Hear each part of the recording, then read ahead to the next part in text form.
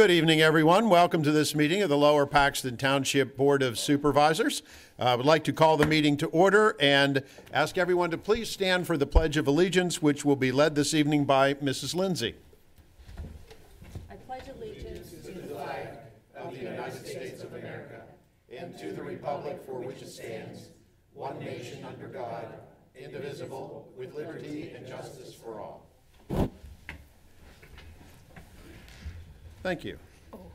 This is a workshop meeting of the Board of Supervisors, which means that we're going to be having a lot of discussions this evening.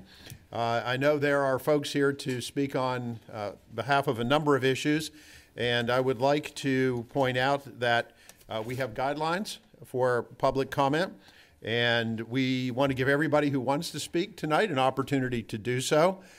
We will ask that you follow the guideline, which includes keeping your comments to 5 minutes or less. That way we'll have an opportunity for, we're not going to sit here with a stopwatch and cut you off at exactly 5 minutes, but we'd ask that you keep your comments as brief and to the point as you can so that we have an opportunity to hear from everyone. And our policy is that we take public comment on each item as it appears on the agenda. So the initial public comment is for items that are not on the agenda this evening. And before we go to that, I would like to announce that prior to this meeting, the board met to receive information from the township solicitor and various other managers of township departments. With that, is there anyone here who would like to address the board on an issue not on the agenda this evening? Also, too, if you do wish to address the board, we ask that you do so from the podium because we are televised, and if you speak from your seat, the people at home cannot see or hear you. And when you come to the podium, please give us your name and address. So again, any items not on the agenda tonight that anyone would like to speak on? If so, please come to the podium, sir. Or ma'am? Okay. She's going to do the talking. Please come to the podium.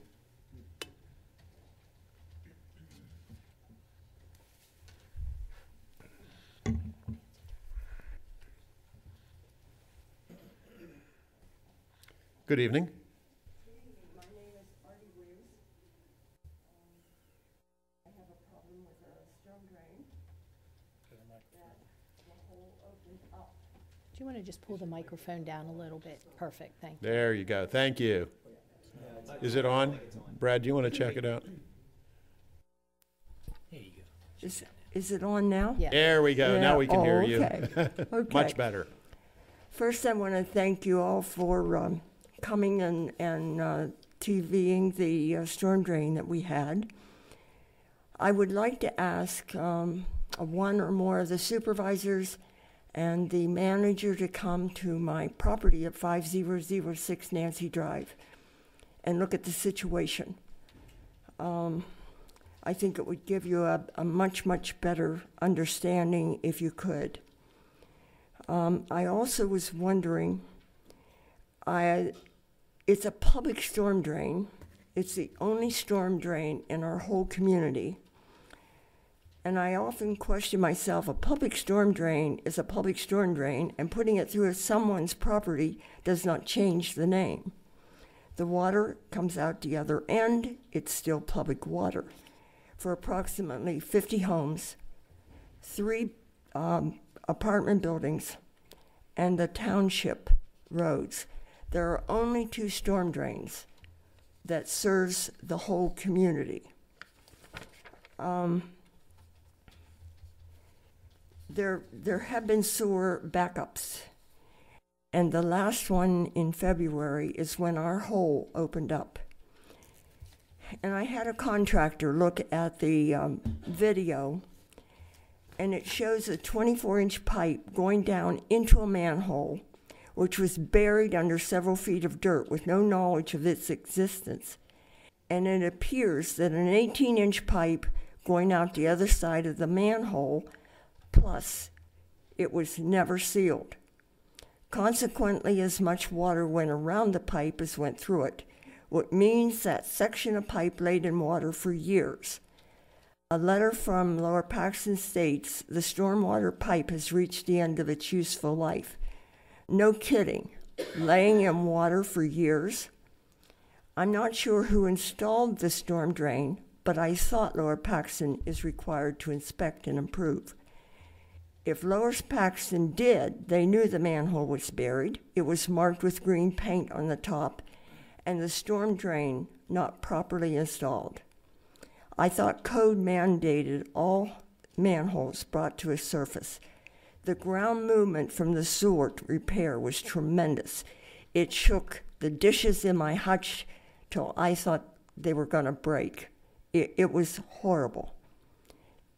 The ground movement with the sewer was tremendous, and the storm drain, after 20-some years of water, could not take the pressure from the movement. And again, it was not me that impeded that flow. I want you to know, I really want you to come out and look at it. I received very little information at the time I bought my townhouse. If I could have your permission, I did bring what I have typed up tonight, and I also brought you all the maps that I received when I bought my home. And I would like, is it okay if I could give each one of you one? Yes. Please give them to the township manager and he'll distribute them to us. Okay. The one thing I want you to know is I have discussed with council the lack of what seems to be proper inspection by Lower Paxton Township, the storm drain and the manhole. And now, since I know about the public storm drain going through my property, placement of sewer line and storm drains for the townhome makes one question what was thinking between Penn Harris and Lower Paxton. I also asked the council if Lower Paxton had errors in emissions insurance on their inspectors. I was wondering that. The one thing, and I'm only going to take a few more minutes, the only thing that I got pertaining that there was a storm drain, but I thought it meant the storm drain that the townhomes use, because we have them at the end of every driveway, and we have our own separate storm drain. The townhomes we do not use it. For 20 years after purchase, everything was great. I received nothing in the closing that would indicate I could own a storm drain. The only information I received was correspondence pertaining to declaration of restriction and easement, in which it says, number 21, all drainage swells and storms, water drainage easements as shown on the subdivision plans shall be maintained by the individual unit owners in such a manner as not to hinder the flow or impede the flow of the stormwater. But I never received that. But I do know for sure that I have never impeded the flow of water. It's my understanding if the easement was not put beside a storm drain, I could do whatever I wanted with that storm drain. But in the letter it stated, given that the issue is one of private property, there is no further action that the township can make. I disagree. I looked on your website and it says, I quote, there are instances of facilities located outside the public right-of-way where easements have been provided to the township for maintenance. So you do say that it is possible. A couple last things. I want everyone to know, I absolutely did not do anything to impede the flow of the storm drain. February was not a rainy season, and I did not install the storm drain or the manhole, which was not to code. The appropriate decision is for Lower Paxton to repair and repair it correctly, move the storm drain into the easement, or reimburse me the money for repair. Don't forget there are holes in the storm drain near the sidewalk. The storm drain was not marked by Pennsylvania One Call for the utility companies, and they put torpedo holes in it. My life for 9 months has been a nightmare. The value of my home has decreased remarkably. the amount of money you expect me to pay, and no amount of money can correct that anguish I felt. But I'm asking you to do the honest, ethical, and proper thing. Fix or remove. As it says in the Bible, if God is for us, who can be against us? And I would like everyone to think a little bit. If you've lived in a home for 20 years thinking everything was great and it was the most beautiful home on the face of this earth, not money-wise, but for you it was. It was my dream. And I had a hole open up, and Lower Paxton comes and says, you fix it. It's for your neighbors, but you fix it. And I am looking, we have gotten estimates from $10,000 to almost $50,000 to have it fixed. And I don't have that kind of money, and even if I did, I don't think I should be forced by a government entity to pay that kind of money. And I thank you for your time, and I hope you will set up a time to come. The manager and at least one supervisor come and look, because it's a very small area between two townhomes. You can't get to the manhole without going through the neighbor's driveway, yard, and woods. So it's not just me. My yard is not big enough for anyone to get anything through. So it's a real problem. And right now, if anyone's looking for burial lots, I have, my hole's big enough for probably two. We would not encourage that. You know, we very much sympathize with the situation, and I, for one, would be happy to come out and take a look at it. However, my opinion is not going to be what determines what does or does not happen. And it's actually not up to the township government. We are restricted by laws, and we've asked solicitor to research this to see, you know, what we can and cannot do. And at the moment, it would appear that it was put in by a private developer on private property, sold to a private individual, never dedicated to the township, and under those circumstances, we simply are not legally, Mr. Stein, perhaps you can explain it better than I can, the legalities involved here. Well, we're not authorized to improve private property. You can only spend public money on public property and not on individual private properties. Well, then why do you say that the easement, there are easements have been provided to the township for maintenance, and you're talking about going on to someone else's property? There are some places where we do have easements for things. We have an easement.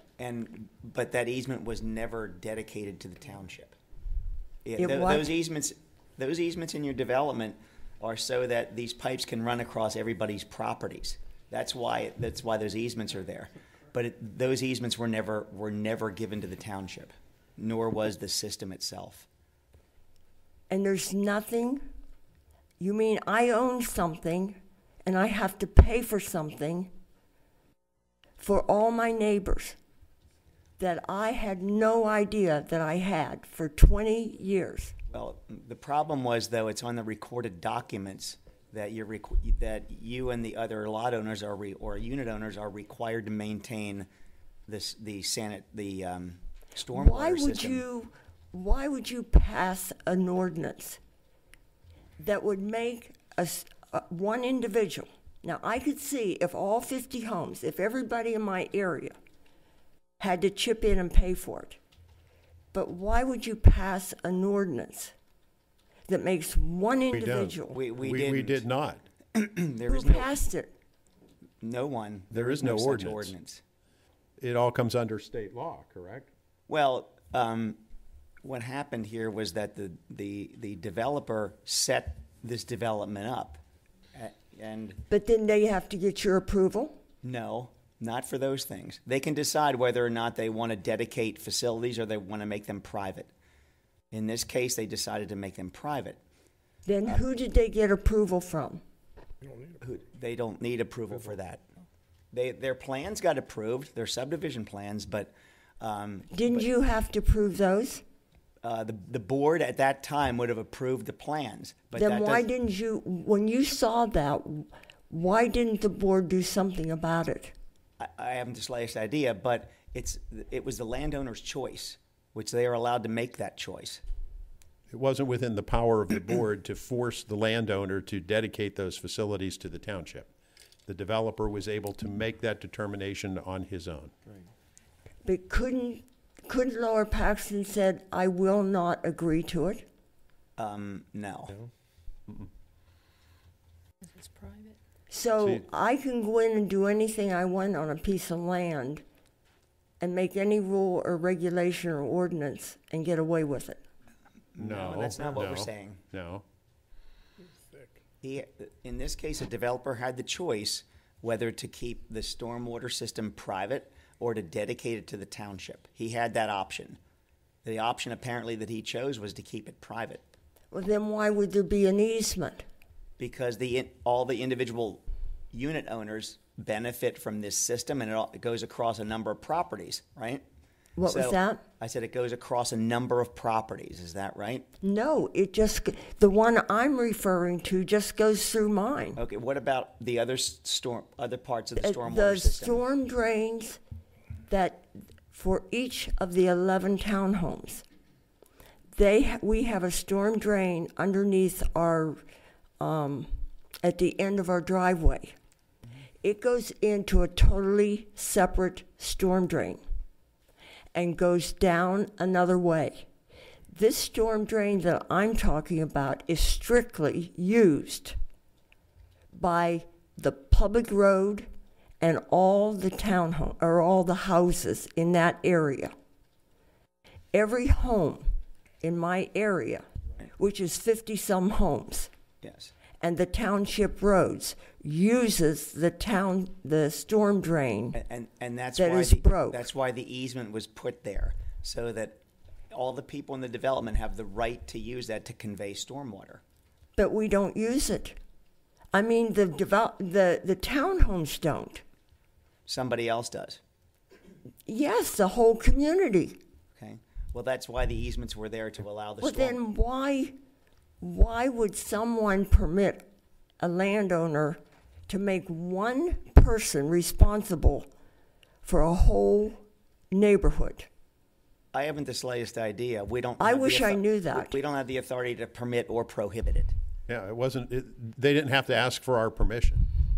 Or not our permission, but permission of the board at that time. In other words, all those homes, 50-some homes, sits there, and I take care and pay for service for them. Well, the portion of the stormwater pipe that is on your property, because the developer opted to keep it private and put it there, is the responsibility of whoever happens to own that parcel of property, which at the moment would be you. And ma'am, as someone, I haven't been on the board for a year yet. This was a learning experience for me when I found that out. And there's a lot of properties out there with stormwater, portions of stormwater system on their private property, and they don't know that. But I that's, know a lot of people don't know it Right. because they are just absolutely shocked. One person I was talking to was going to buy a property till he saw a storm drain. And he said, I wouldn't buy that, no way, shape, or form. well, and here I am. You should be notified when you're. And if that's not the case, then somebody somewhere didn't inform you. In the information that I typed up that I wanted you to read, Well, just so I can make the point, just as you find that, my point is, there are others, and there have been several cases where we've been asked to fix things on private land, and we've looked into it, and we've looked into how can we legally do it, and right now, there is no way, if we spend taxpayer dollars on private property, it would open us up to other numerous requests that people could make, and we legally can't do it, but we've looked, and it's come before us in the past with other problems, and it's not something that we take lightly. We understand what the point you're making, and just so you know, we've looked into it, our legal abilities, and what we can and cannot do. Well, why? We're gonna need to move on because we have a very Okay. long agenda here. Suffice it to say that we have spent, our staff, our solicitor, and the supervisors have spent a considerable amount of time researching this. We know what we would like to do, but we can only do what we are legally permitted to do, and that's where the problem is. So, we'll move on to other things, but we will continue to look at it. But as of right now, the conclusion is that we can't do this. Well, will somebody come and at least look at it? I'll be happy, Brad and myself and any other super will be happy to look at it, but my opinion won't change state law. So, but I'll be happy to come out and take a look at it. At least have someone look at it. We will be happy to do that. We'll be happy to do that. And if- we have your information, and Brad will schedule time for whomever on the board would like to come out. We'll be happy to do that. Mr. Henry, I just had a question. I just had a question, Mrs. Williams, with the picture that I have here. So how long has the garden been planted over top of the storm drain? How long have you had a garden over I've the had a storm drain? garden, I moved in '99, and I started putting my little garden there probably about 2001, 2002. Okay, so were you aware that the storm drain was there when you were planning the I garden? had no idea. I knew a storm drain was there until a hole opened up. And that hole opened up when they were digging and pounding the sewer right beside it. Okay, I was just curious because we got these Yeah, I pictures. mean, I have flowers planted from the front to the back and never knew there was a storm drain there. I have, and I'm showing, I've got something you can have. And these are all the maps that I got. Okay, we're really going to need to move on to the next item.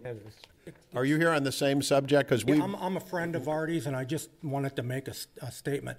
That name and address, please. My name is Larry Peterson, and I live in Dillsburg, Franklin Township. And the situation with the distribution box with the manhole was buried approximately 10 feet under the ground. That has now opened up into a huge sinkhole. We're aware of that. But the other thing about this storm sewer thing is that the homes that storm water drain services, those homes have been there since the early 60s. So where did the storm water go before those townhomes were built? Okay, none of that, unfortunately, is relevant to what the law requires. See, that's the frustrating thing here, is you make a lot of very, very good points. But laws are legislated, they're written, and they're voted on, and I think... Not by us. But personally, I think there has to be something done so that there aren't people just, just taken aback by all of a sudden, one day life is good, the next day they have a $50,000 bill. Didn't you have to approve when they were building those? Didn't they have to be approved to And meet code? we have explained this multiple times this evening. This is a pipe put there on private property by a private developer. I'm past that. Who did, well, Didn't you have to approve the manhole? no. You don't have to It's on approve a private manhole. property. It's A on private manhole can property. be buried under feet of water or feet Well, of dirt. We don't know that the initial developer buried it or some property owner before you Well, did. there was green paint on top of it. Well, this is, unfortunately, none of that is relevant to the fact that it is a private system on private property. But we will come out and see that. That's the case, then why do we have to have, when we build Ma'am, something, ma'am, we have to have, please. one more question. Well, no, we've been at this for 25 I know. minutes with a room full of people here. When- Do you recall at the beginning I said 5 minutes per I person? tried. And now we're at 25? Ma'am, please. When you build a home, you mean you don't send anyone in to inspect the builder? That's a whole different situation. No, it's not. Well- Thank you, sir. Please sit down. We will be happy to come out and see the property and discuss it with you further at that time. Anybody else have an item that is not on the agenda this evening? Okay, that being the case, we'll move on to item 4. We have a presentation of financial support to the township's 3 volunteer fire companies from the Lower Paxton Township Community Engagement Committee. Mr. Thomas, who is handling? Yep, Tom? Thank you. Okay, good evening, everyone. Well, my name is Tom Thomas, and I'm the chairman of the Lower Paxton Township Community Engagement Committee.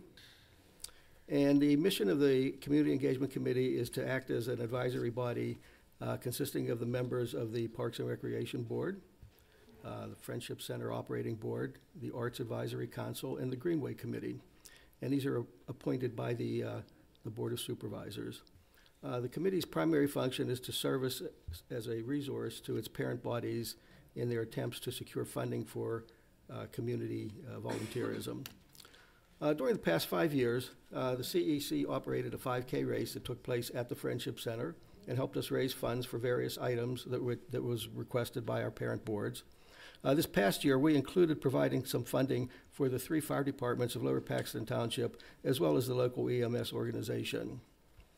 For this recent 5K race, each of the fire departments and EMS organization attended the race and brought a variety of safety apparatus that could be viewed by the people attending the race. And we think this is a great way to get people involved and to help them understand the very important work that these organizations do for Lower Paxton Township. We're very glad to have them here in our community. We hope to get continued support from these organizations. And we hope that they help us with in the future, our future races at the Friendship Center. And tonight we're here to present checks from the proceeds of the race to the fire chiefs of each fire company as well as to the local EMS. So will the representatives from the 3 fire companies and EMS organization please step forward?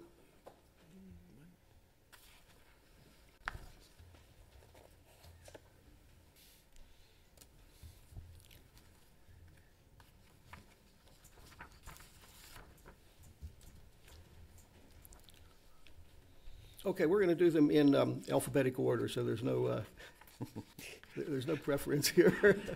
Okay, Colonial Park Fire Company. Who here is representing Colonial Park? Okay, do you want to state your name and? My name is Stephen Michelone. I represent Colonial Park Fire Company as their president. Okay. And thank you very much for all of your efforts. We sincerely appreciate it.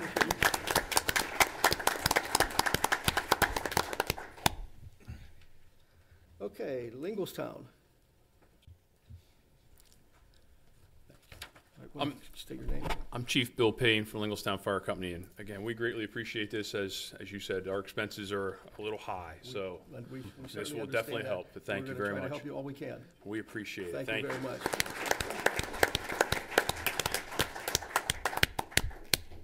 Okay, Paxtonia.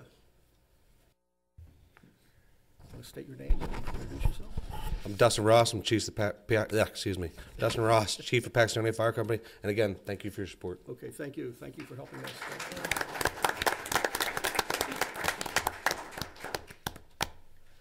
Okay, South Central. Thank you very much. Jason. Yes.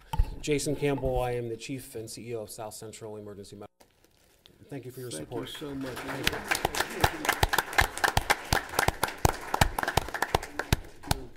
Services in this township, there's no doubt. Thank you very much. Okay, thank you so much. Let's give these guys a big hand. They did a great thing. Appreciate it. Thanks a lot. Could y'all please stay here? The board would like to get a photograph with you. Mr. Wolf has begun a second career as a photographer. Sorry, Steve, he's giving you competition, but if the board would like to come out and get a quick snapshot here.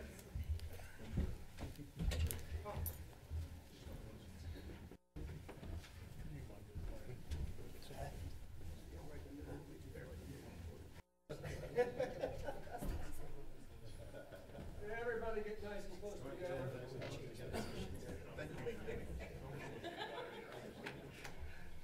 We're very off balance, so there's a couple left to go to the other side. Get over here, Norm. Balance is okay. Hey, yeah, we're still.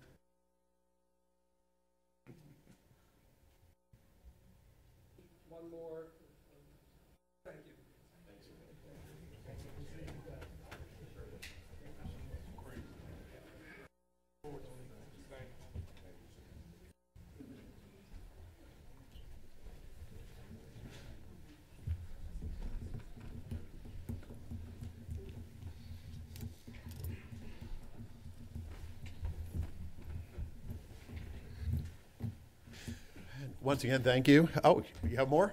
No, I'm just cleaning up. You're cleaning up? Well, Tom, once again, thank you to you and the committee for your efforts and for your support of our emergency services. All right, let me, where's Terry at? Terry has done a fantastic job at working with the board, so let me thank her personally here. So, Terry, raise your hand, okay. Good job, Terry. Thank you, Terry. Thank you, Terry. Okay, now we are looking for a status report from ProChamps regarding the implementation of a township-wide mortgage foreclosure registry program. Mr. Sadella? Yes, sir. Good to see you this evening. Thank you for having me. Kevin Seidella, 2317 Scarsboro Drive, Lower Paxton Township. So I'm the sales director for ProChamps. It's a Florida-based company that's partnered with 200 different communities around the country on property registration solutions, rental registry, vacant property registry, and foreclosure registry. Very proud to have partnered with Lower Paxton Township almost a year ago. We started in December of last year on a foreclosure registry program, and I'm proud to report that we've registered 263 properties in your township since that time. So what does that mean? That means we have a direct line of communication we've built for you, a communications platform, so you can reach out to these properties when the grass is this tall and the windows are busted out and you're not sure who to contact. It's vacant. That's what we do. We do it for free. We've literally never sent Lower Paxton Township a bill. And since December of 2017, we've sent you $52,600. We're about to send you another check in 2 days. So For the same it's amount? a great program. It's revenue enhancing. Kevin, for the same amount? Yeah. No, it's broken up. You get one check every 30 days. I It's thought worth I'd a try. If we have a good month, but that usually means economic circumstances aren't the greatest, so you probably don't want that. But there are properties that slip through the cracks. I'd love to tell you that I'm batting 1,000. I'm not. As a matter of fact, there are 33 properties within your township that have basically told us, even though I have a clear obligation for them to register the property, that they're not going to register the property. So that's kind of why I came back before you tonight, in addition to thanking you for giving me the opportunity to run this program in the township and telling the success story that it is, which it is a success story. We have a path to get those 33 properties to comply. And I liken this to a parking ticket. If I were to get a parking ticket in Harrisburg tomorrow and I moved my car, I couldn't call the police department in Harrisburg and say, I moved it, I'm not paying that ticket. It didn't, just the fact that I moved the vehicle doesn't absolve me of my obligation to comply with their law. This is the same thing. Some of these homes are not sitting in a state of foreclosure, but they were during the time period where your law was in place. So we feel they should oblige, they should comply. And we have a law firm that we partner with.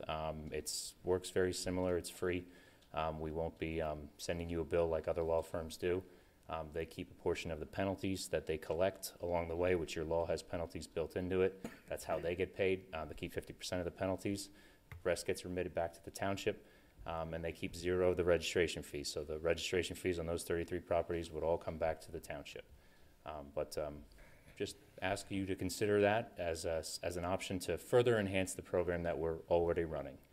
It's completely up to you if you do it. If you don't, we understand, but I felt we could try here just to try to get us to about 1,000. And I want to answer any questions you might have too. So there's about 296 properties in the township that are in foreclosure.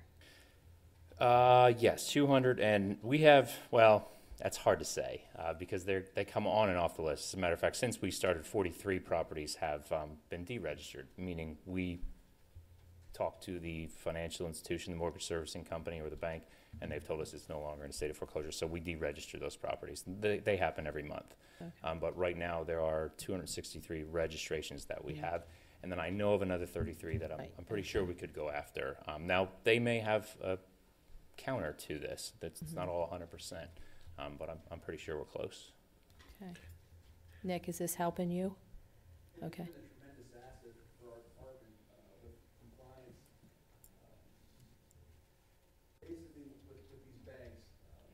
Nick, could you come up to at least to the table or the podium so that folks at home can hear you as well? This is Nick Garrett. He's our codes enforcement officer for the township. Good evening, board members. So as Kevin has was saying, is that these banks are so large, they don't even know what assets that they have. So there's numerous times we come across properties that are not in compliance. We don't know where to begin. With ProTramps, we have, as I call it, as a detective that can go ahead and make that initial contact on behalf of the township. I have a line of communication to send to market property is in violation. It gets researched by ProTramps. They will contact the mortgage holder or the person that is occupying the property and work for getting compliance for the township. Besides the point of receiving an extra revenue stream for Lower Paxton Township, the interesting part is the fact that we've been able to identify properties that were attractive nuisances per se. Just for a quick example, off Gloucester Street, there was a property that was damaged by arson 5 years ago. Mm-hmm. We had no means to really move the property forward to compliance, but with the use of ProChamps, we were able to get a line on the owner, and it's been a slow process, but we've now have the house gutted. The roof has been repaired, and the adjacent townhomes have been working forward to the remodeling from the fire damage that had occurred, because the owner that was at the property went to jail for arson, but then the property went into foreclosure, so we had no means for contact. For me, that's the biggest benefit of utilizing ProChamps. Okay. We save them, the staff, a lot of research time. Mm-hmm. That's essentially the main selling point. Revenue, of course, everyone likes revenue, but it's fees. You know, you're allowed to charge fees. You're not allowed to really make revenue, make money off of this stuff. It's about the resource that you get. That's where I think the most value is to a township such as yours. And what are you asking for us to do to partner with a law firm? This law firm that we've kind of we've partnered with. It's called Breakpoint Law. They're also based in Florida, but what they're going to do is take those 33 obligations to register within Lower Paxton Township that are telling us at ProChamps no, and try to take them to court. It's an enforcement tool. Steve. And Kevin, I'm certain that you're endorsing and recommending that. Absolutely.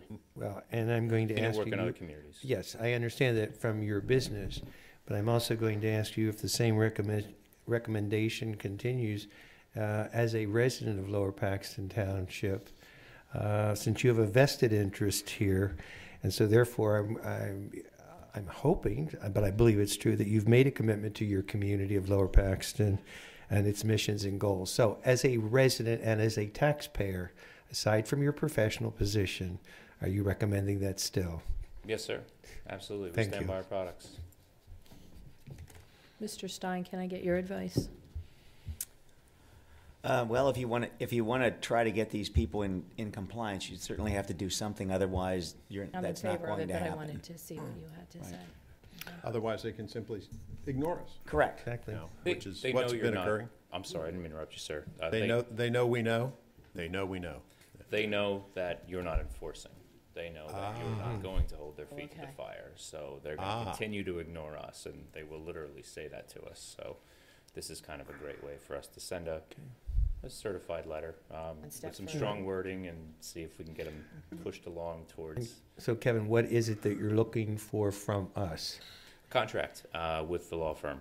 Okay. I passed the contract along to the township. I have it here if you'd like to see it again. I think obviously you need to review it, and we're obviously we would need to see it. We'll need to review it. We need to see what the costs are involved. So that if we intend to move forward, we obviously need to include this in our budget, and we're in the budget preparation process right now. I heard him say that the No costs were cost. covered from the. Yes, ma'am. That's right. It's a Cost. they essentially sing for their supper just like we do. They're going to keep 50% of the penalties and the fees that they collect, but not the registration fees. The registration fees are still yours. There's penalties built into the law. They're going to take half of that. The rest goes back to the township. So essentially what we're talking about here, if you go forward with this, if we get all 33 to comply, it's an additional $12,000. It's the old adage, a half a loaf is better than no loaf at all. That's right. And when you say registrations, Kevin, what are you looking at as far as money-wise? 33 times 200 would be what Lower Paxton would get. Your fee is set at 300. ProChamps gets 100 of every fee that we collect. Okay, well, please provide that contract and information to Mr. Gottschall, and we'll have our solicitor review it and put it on for a future. Right. And if it can be processed even for next Tuesday, I don't know that it can be done that quickly. Did you have a question? Kevin, is this an annual, every year thing? Semi-annual. Semi-annual. Every 6 months. Oh. If it stays Oh, in a okay. state of foreclosure, we seek registration on it because these properties change hands with such high frequency. Okay, thank you. Okay, John, can you ask your question so we can continue moving forward here? We have a lot of people who want to speak tonight. I appreciate John Trish, 600 President. I appreciate that, Mr. Henry. I looked at the contract on the website. It says that right now it's estimated $24,000. That's right. Um, I'm sorry, sir. That was 30, and that sales presentation was written in September. Since then, we've had 3 more tell us no, so it's 33 now. It's a little higher. I'm only going by one. Okay, my question is, this gentleman is not working for nothing, and I understand the township hasn't paid him anything, and we're benefiting from what he does. Do we have any idea what he's made from those properties that have came out of foreclosure into good standing? What has his company made, and how does that differ from hiring a company in Florida? Because from what I understand, this company's in Florida. He's right here in the township. Sure, I can answer that question, sir. So we registered 263 properties in Lower Paxton Township since December of 2017. So 263 times 100 is what we've made. 263 times 200 is what the township's made. We basically don't get paid unless we're getting results for the township. I think it's a good, that's why we call it a partnership. It's not the traditional vendor status. I think it works quite well. Okay. Very good. Well, we'll review that and put it on a future agenda then. Thank you for your time and your consideration. Thank you. Thank you See for all being again. here. Happy Thanksgiving. You too. Thank you. Okay, now we want to have continued discussion relative to a tabled ordinance, proposed ordinance, prohibiting the feeding of wildlife animals. We have a number of people who have offered to provide us with information. Let me repeat that this is not a voting session. This is an information gathering meeting.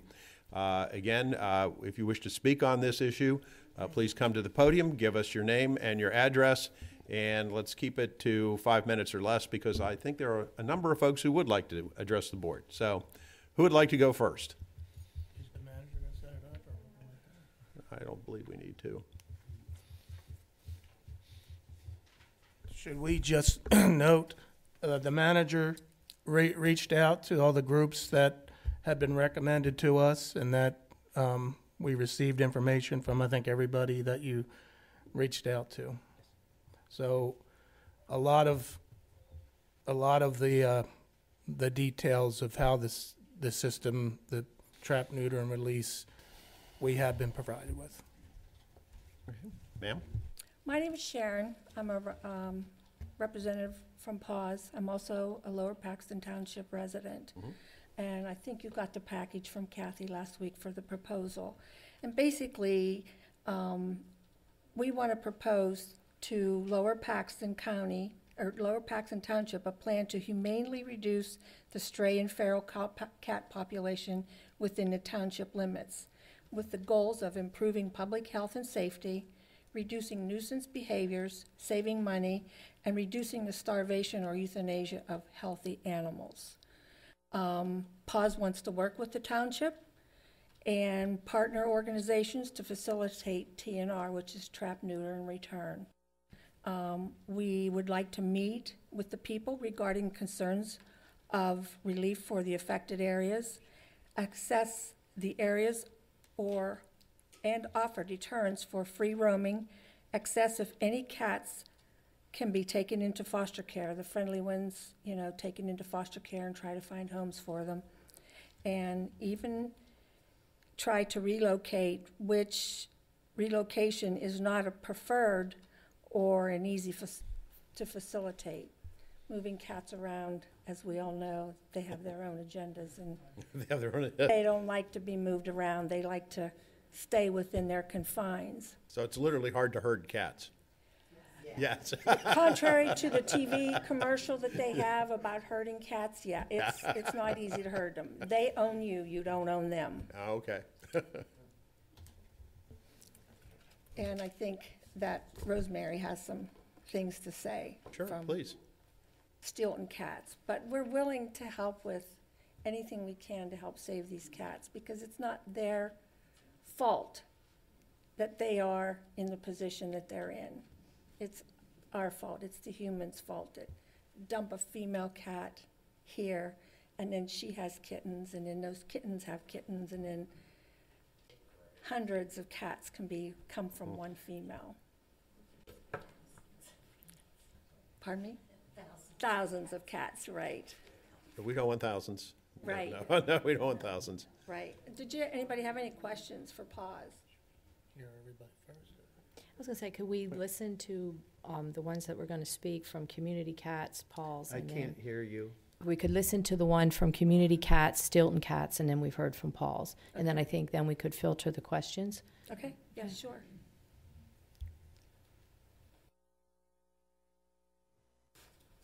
My name is Rosemary Longcar, and I am with the Stilton Community Cats Organization. Definitely, I'm here to hopefully change your minds on making a yes vote regarding the non-feeding of feral cats. I have 4 colonies of my own that I inherited, basically. Trap, neuter, and I like to add the V in it for vaccinate and return. It works. Believe me, it works. I personally know this. I've had one colony go from approximately 50 cats down to 20, and over time, it does decrease. The important thing with TNVR, in my opinion, is basically to have people work together. There are many organizations out there. Thanks to Paul's and Stilton Borough, this program, our Stilton Community Cats program, was created and established in 2010. It was supposed to be a 2-year program. We started our 9th year this past April. We spayed, neutered, vaccinated more than 8,000 cats. When you factor in the 8,000 cats, that is a small number. Let's say half of them are females. And if they have 3 litters a year, and half of those are females, you are looking at a huge number of cats.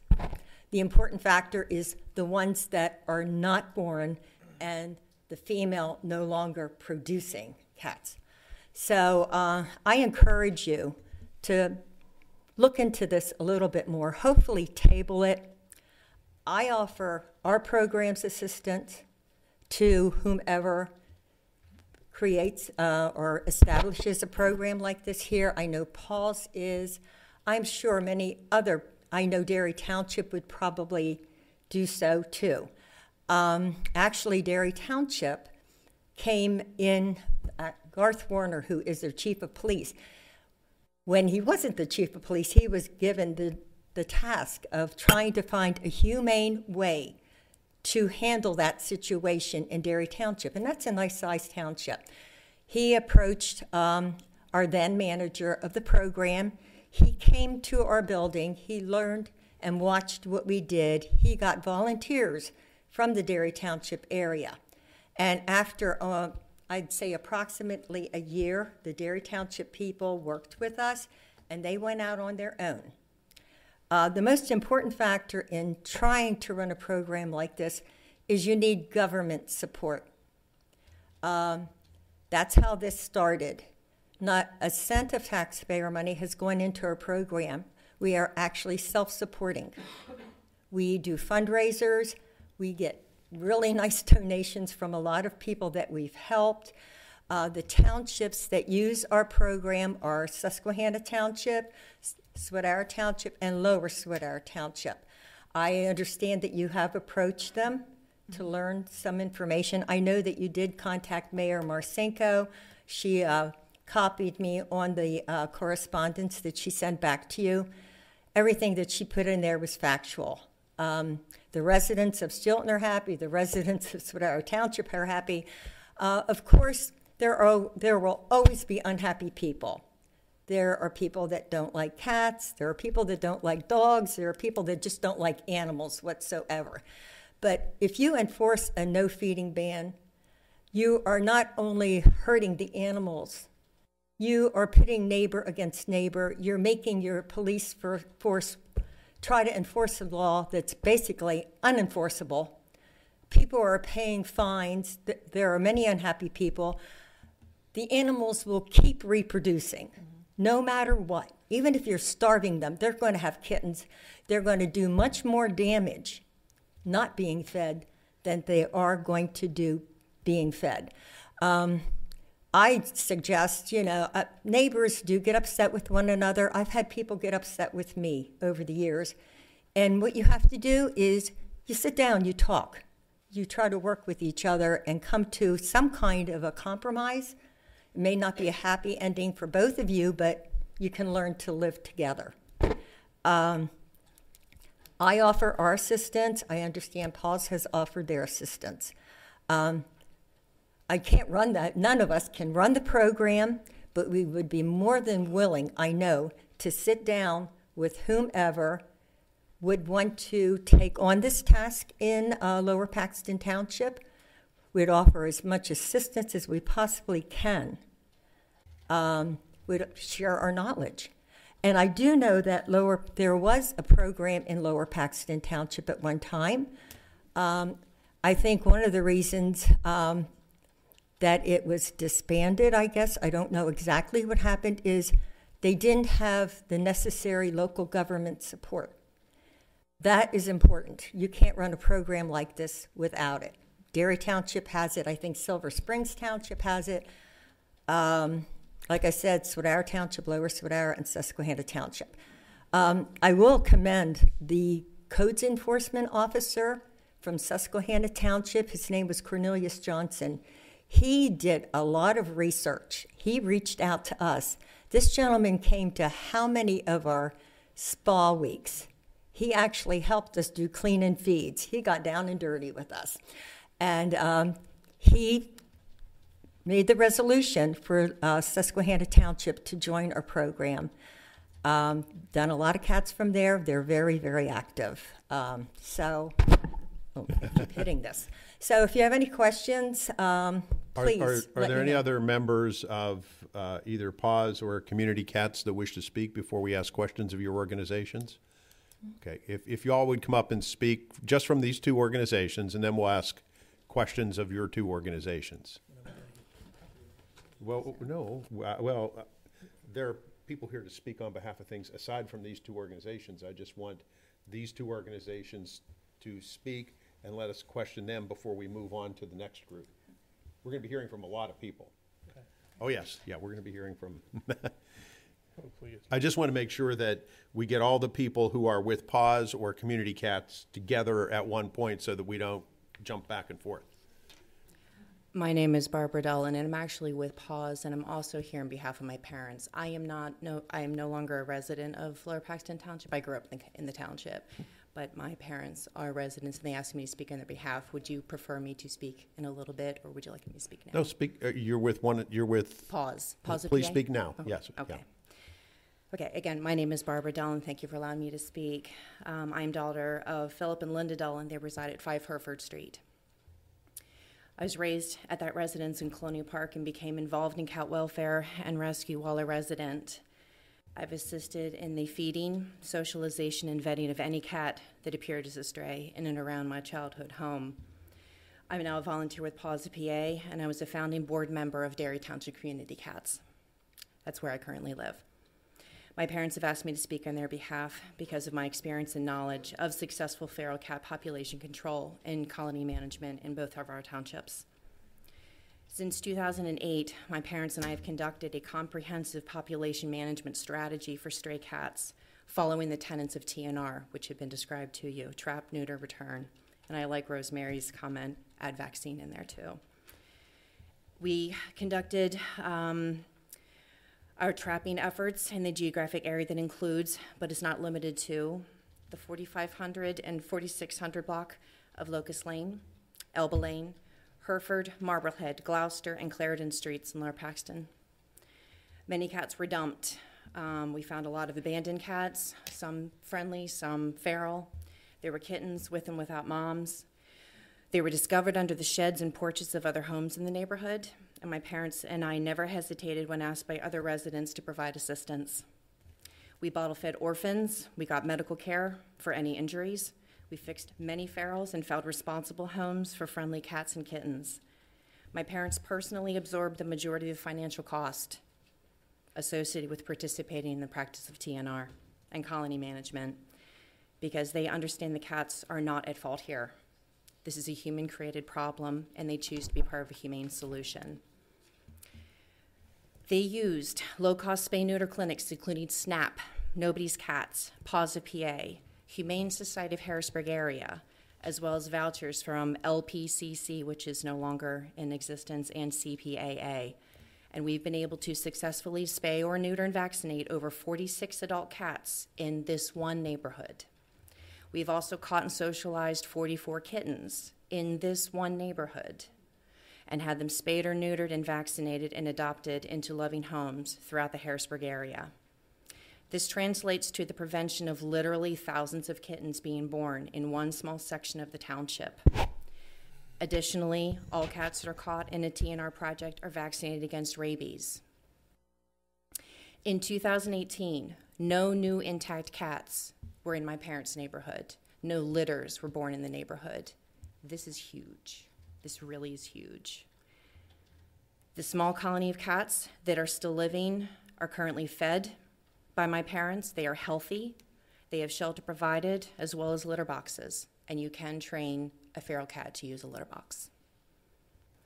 In very rough numbers, as my parents have never claimed a tax deduction for their community service efforts, I would like to share the following figures.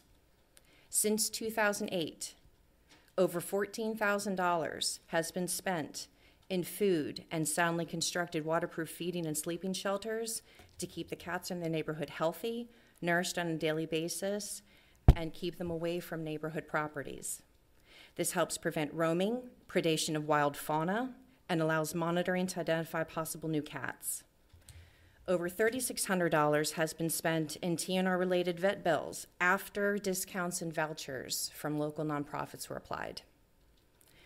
Over $1,600 has been spent in TNR-related trapping and convalescent expenses, including purchasing humane traps, food, shelter, transportation, cleaning supplies, and laundry services. And the big one, over $33,000 has been spent in kitten-related expenses from capture to adoption. This includes equipment for trapping, transportation, temporarily housing them, formula, food, feeding supplies, routine cleaning supplies, laundry services. Ma'am, could I just interrupt you? Yes. First of all, thank you and your parents for doing all that. However, we'd like to get away from a recitation of all the expenses that have been done to the policy matter, if you could. I understand what you're saying, and I thank you for commenting on that. The reason why I was including that information is because this was not funded through anything other than a personal expenditure We understand of a resident. that. And like I say, we not only understand it, we greatly appreciate it. Okay. But we want to try to get everybody in tonight, so if we could get to what we're trying to get to here is to learn more about what PAWS, what Community Cats has to offer. That's why, I'm sorry, excuse me. That's why I was wondering if you wanted me to speak on behalf of my parents or with PAWS, because I'm trying to provide a dual role tonight, sorry. Well, we want to try to get to what these two organizations do and have to offer so that we can learn about it. So if we can try to confine ourselves to that aspect of this. Okay. With due respect for the funding that your parents have put out. Okay. Well, the items, the reason why I did the recitation of the items is because I wanted to make sure to impress upon everyone that this is not just you wave a magic wand and suddenly you're able to TNR and suddenly save everything. It requires a great deal of investment from nonprofit organizations and residents to then be able to carry out a successful program. And the ultimate goal is to reduce the number of cats in a particular neighborhood, which I believe my parents have been able to successfully do, and it can be replicated and already is being replicated across the township. This is just one little neighborhood, if you're familiar with that area there. And I know that there are many other people who do trapping across the township. Very good. Can I just ask you, since you're representing Dairy Township, so how did you actually? Just to clarify, sorry, I'm a founding board member. I am not currently a board member of Dairy. Okay, I'm sorry, but I meant founding member of the CAT down there. How did you get started? What was the first thing you did? As Rosemary had mentioned, we actually had, we went down to Steelton Community Cats. We said, what are you doing down here? How can we figure out how to do this? And we were able to trap cats, bring them down for what they called their spa week and their spa days. And all the cats for pre-op and post-op are housed in a large area. The veterinarian comes in, she's able to provide the services.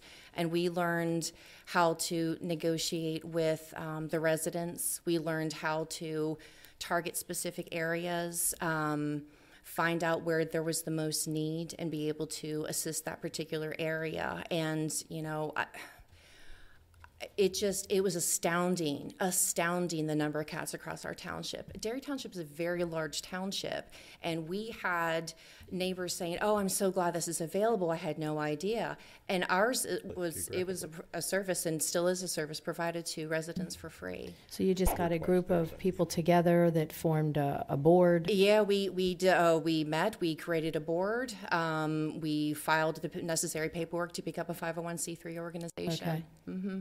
Okay. Yeah. I just wanted to know how you actually got started. Yeah, it was a very long process. We did get grant funding from PetSmart Charities for 1 year. We relied a lot on individual contributions. Obviously, then we also had a great deal of support from the township supervisors and from our police force. It's been a very wonderful partnership in Dairy Township. So nothing was able to be done until you would get a group together and file a 501c3? Or You can do things before that point to get things started and really kind of, get boots on the ground. That's really the important thing, is boots on the ground, educate the residents so they know what is going on in their township, what resources are available, and just the simple mechanics of learning how to trap a feral cat. Okay, can we finish hearing from members of these two groups? Yes. And again, let's try to keep it as brief as we can, because I see a number of hands up, and we want to get to everyone, but also let's not be redundant. I mean, if somebody's already made a point, we understand that. So who's next? Yes, ma'am. And then sir, the two of you. Please come to the podium.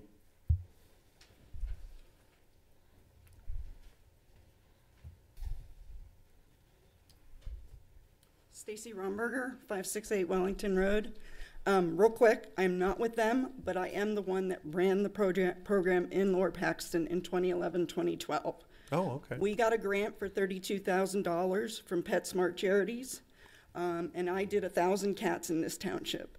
So what Rosemary said is completely true. I did not have the support from the township at that point in time, so that is why my program was not able to continue.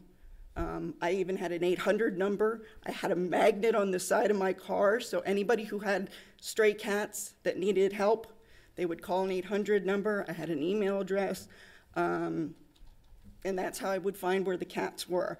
Now, I didn't have the resources they had as far as to have the area to have the vet there to do all the surgeries. I had to take the animals to other organizations, such as SNAP, which back then did very large clinics, and then also Nobody's Cat Foundation also assisted with the surgeries, and Steelton also assisted with some of our surgeries. So that's the part of the resources that I needed from the township that I did not get support on. That's why my program did not continue. So I just wanted to vouch that this does work, and it has worked in this township. And I've worked with a lot of residents in the township already. So recognizing your experience, would you be interested in reinstating that program? I was just going to ask her that. And expertise. Yeah, I was just going to ask you that. I would definitely need some guarantees on some support, because it was very frustrating back then to see the progress that I made and was not able to continue it. Could you please define support? I'm sorry? Could you please define the word support? Absolutely. One example is in Steelton Borough, the township gave an old bank building that's no longer being used, and the township allows them to use that building to have their surgeries. So they have tables lined up with all the traps, and they even got grants to get surgical equipment and everything. That's what I had asked the township for at that time. I needed a central location to establish so I could do all the surgeries at one time. And then the next step would be getting a vet or somebody to assist with it. But that's where I needed to do it in volume. I was just doing 2 and 3 and 4 here and there where I could get them in, where I could get them to have their surgeries done. I know Noah's, I think it's called Noah's Place, or Noah's out behind Harley Davidson. She was here last year, and she was willing, if people would bring them to her, she would do them for free. Yes. Okay. Yes. The problem is you need to recover them a day or two, and that's what the building that's for Steelton, that's what provides them that day or two to recover them, because a lot of people that have the colonies and trap the cats, they don't have the capability to recover the cats for that day or two. So that's what they use that building for, is to use that 1-day recovery period. Okay. Question for our solicitor, Mr. Solicitor. From a protection standpoint, as far as a volunteer getting injured or hurt in this program, how would we handle such a situation? Well, it depends if she's a volunteer for the township or if she has her own organization. If she's a volunteer for the township, she would be covered by the whatever policies you have, workers' comp and so forth. I have my own 501c3, so Okay. I would have my own certificate of liability. I was going to say, if there's a 501c3 involved, they would be the ones who would carry Yes. all the insurances. Yes. Although it takes a while to get a 501c3, it doesn't happen in a matter of days or No, weeks. we already have it. You already have it. Yes, we already Okay. have it. We had it when we ran the program back then. Oh, okay. Yeah. Already in exist, and it could be used here. Yeah, absolutely. Okay. Good. Sir, are you done? I don't want to jump. No, if you don't have any further questions for me, I just wanted Thank to you. share that the program does work. We And just need it to has make worked for this township. We just need to make sure we have your name, address, contact information, please. Okay. Okay. Afterwards? Yeah, or- that'll work. Yeah. Okay, thank you. Thank you. Sir, you're next.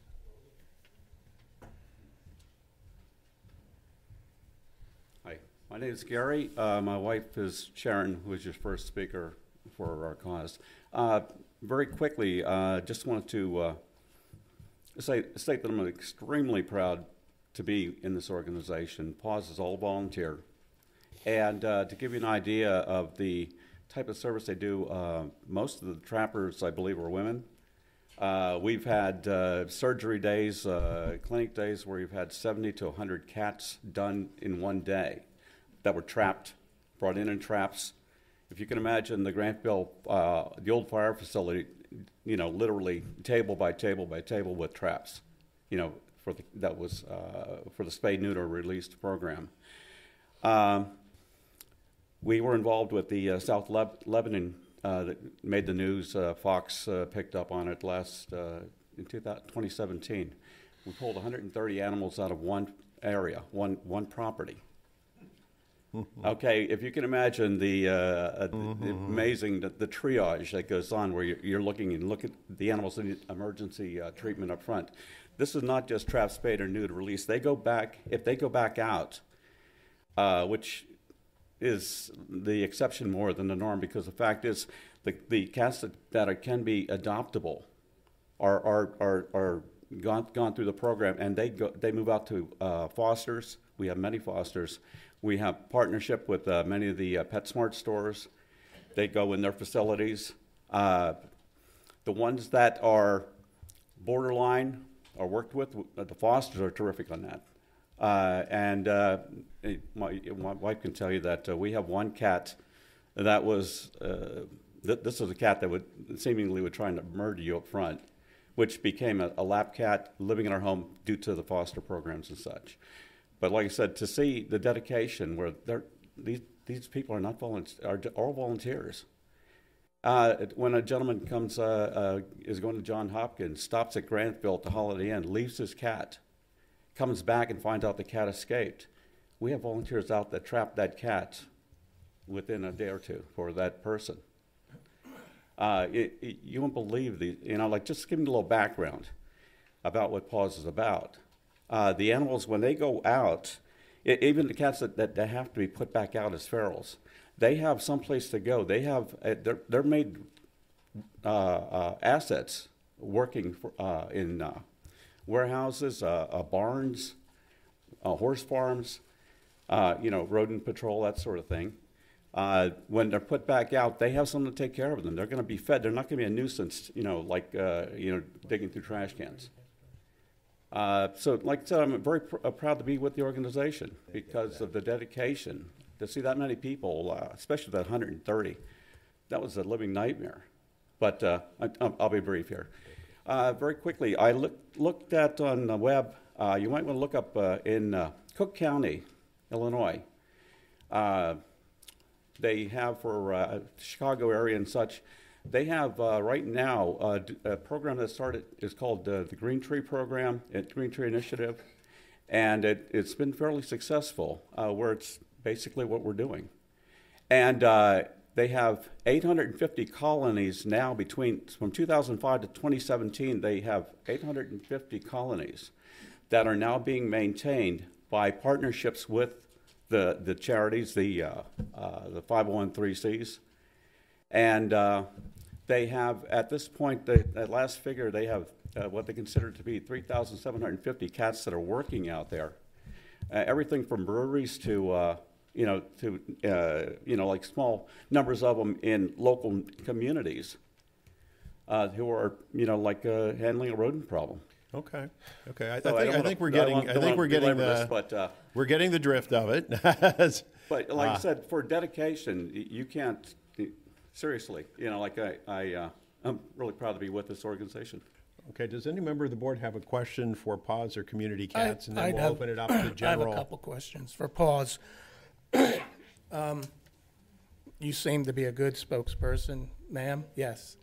If you could.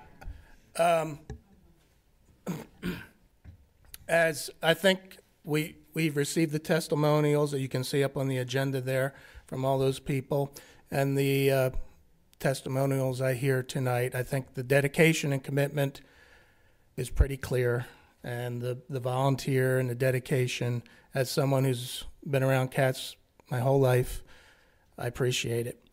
What we have to keep in mind are the people, the township that we're trying to help. That's kind of what was the impetus for this. We're trying to help people. So I want to make sure we attack these two goals.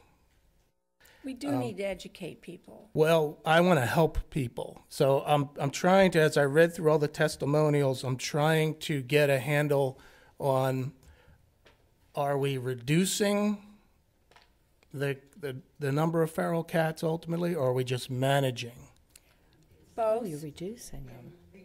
You do both because the rescue organizations are willing to come in and take the friendly cats and try and find them a forever home. That was going to be another question too, is just that, and I know what I'm asking, every township's different, every situation's different, these are living creatures. I mean, you're not going to be able to give hard numbers.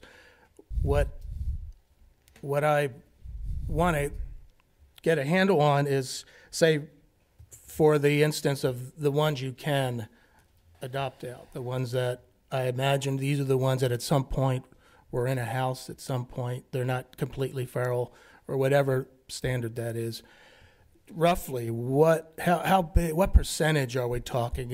I imagine it's somewhat rare for those, for the ones that are taken off the street and put into a home. Just give me a basic idea.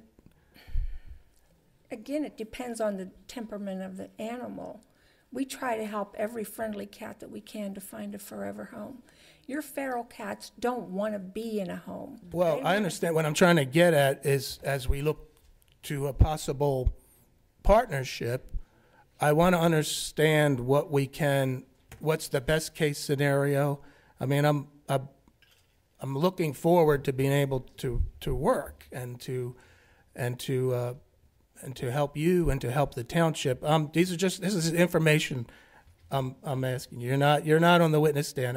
No, I understand. Say if there's, I'm just saying if there's 30 cats in a colony, I know that might be a lot, I don't know. That's not a lot. Okay. Out of those, how many, could we expect might be the kind that you could adopt out? Just for my own understanding. I don't know that you can give a number because you don't know what's friendly until you go in there and look at them. Okay, so it could be 0 or it could be 30. Right. I don't think it would be 0. I understand that. So you can't give me a percentage at all. Somewhere between 0 and 100%. We can go in and assess the cats, and if we find that they're friendly, we can hold them. They want to come to you. The smaller kittens, we try to get them away before they get into the feral. Okay.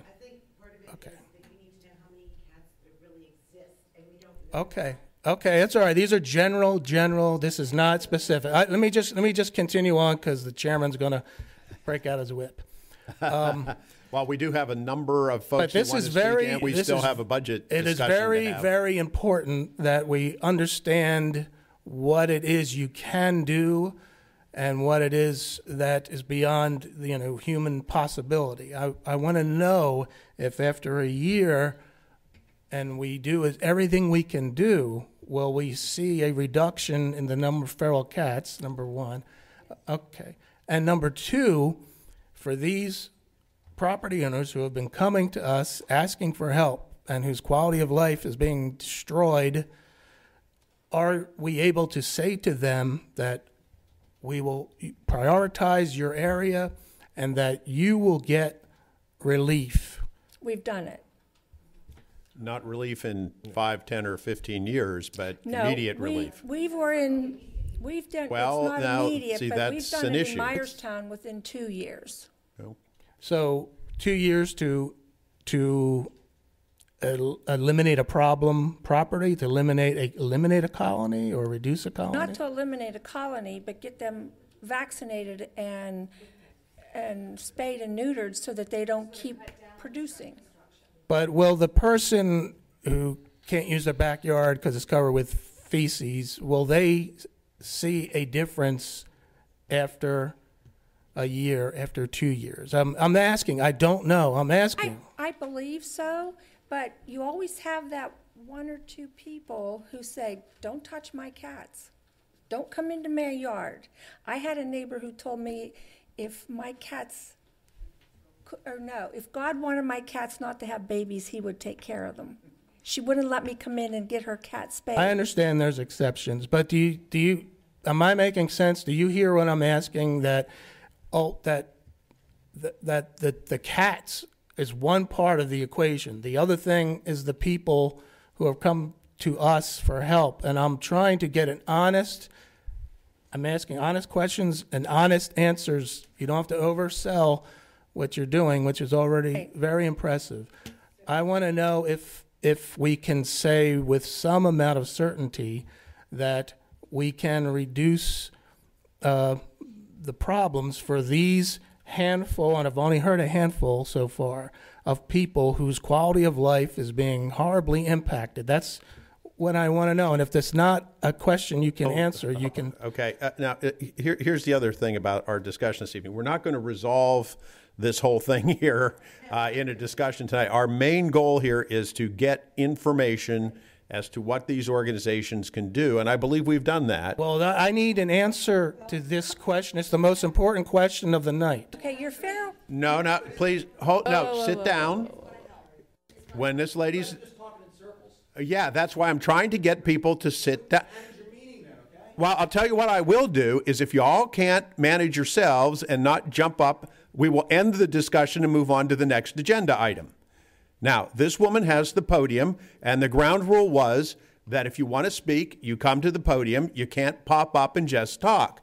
And if that's what's going to happen, we're going to move on. I think we're doing really well. I have a neighbor who had a colony of over 50 cats, and they're down to less than 20 now, because once they die out, the colony's gone. A lot of cats won't enter a new colony. Am I correct? But, okay, but you're saying there's no guarantees. Or not. I don't want to put words in your mouth. Tell me. You're going to reduce the population because you're going to spay and neuter. That's the problem. People don't spay and neuter their animals. When they get pregnant, they throw them out. Not township-wide, I mean in problem areas. Can we tell these people that they will see some relief? I think so, yes. Yes. We've done it. We've done it in other communities. Okay. That was the one thing I wanted to understand. Okay, can we speed it up a little bit? Yeah, That's it for me. We've been at it for an hour, and I know there are more people who want to speak, but we also have most of our township staff here tonight because we have to approve a budget for the township, and we need to get on to that as well. So please do not be redundant and get to the point. My name is Dana Henney. I'm at 2178 Winston Road, Lower Paxton Township. You all know I've been before the board before. I worked with the Trap Neuter Release Program, Michelle Kaufman, in March of 2016 when I came before the board at that time with the issues that I was having. They came to my house. Oh, they did great, and they left. I've never seen any of them there again. Since that time, that colony has grown from 30 to at least 45. The neighbors feed them with cookie sheets in their driveway twice a day. This has brought in the skunks, the raccoons, groundhogs, you name it. In 2016, the CDC declared there was an 11% hike in rabies cases in the feral cats. Again, the next year, there were over 1,000 new cases of rabies confirmed in Pennsylvania. We're not only having to deal with the feral cats and the mess and the issues and the safety issues, but this is a health concern. And when I go, and again, as I've told y'all before, my yard is littered with feces. My driveway is littered with feces. This evening, as I'm getting ready to come over here, I've got 2 large places of feces from the cat that I'm gonna have to go home and clean up. The Trap, Neuter, and Release program, I commend you all for your time, your efforts, but it does not work when you're bringing the cats right back and you're releasing them back into the exact same place. I'm sorry, as the neighbor of someone who's done this, and they just keep on and keep on, it's inhumane to these cats. We're up to 45 cats in this particular colony. I went to the neighbor, I spoke to the neighbor, I took the TNR people over to the neighbors. These cats were supposedly all neutered. Well, we had 3 separate litters of kittens. There were 3 poor little kittens that died this summer that I buried because they were ill.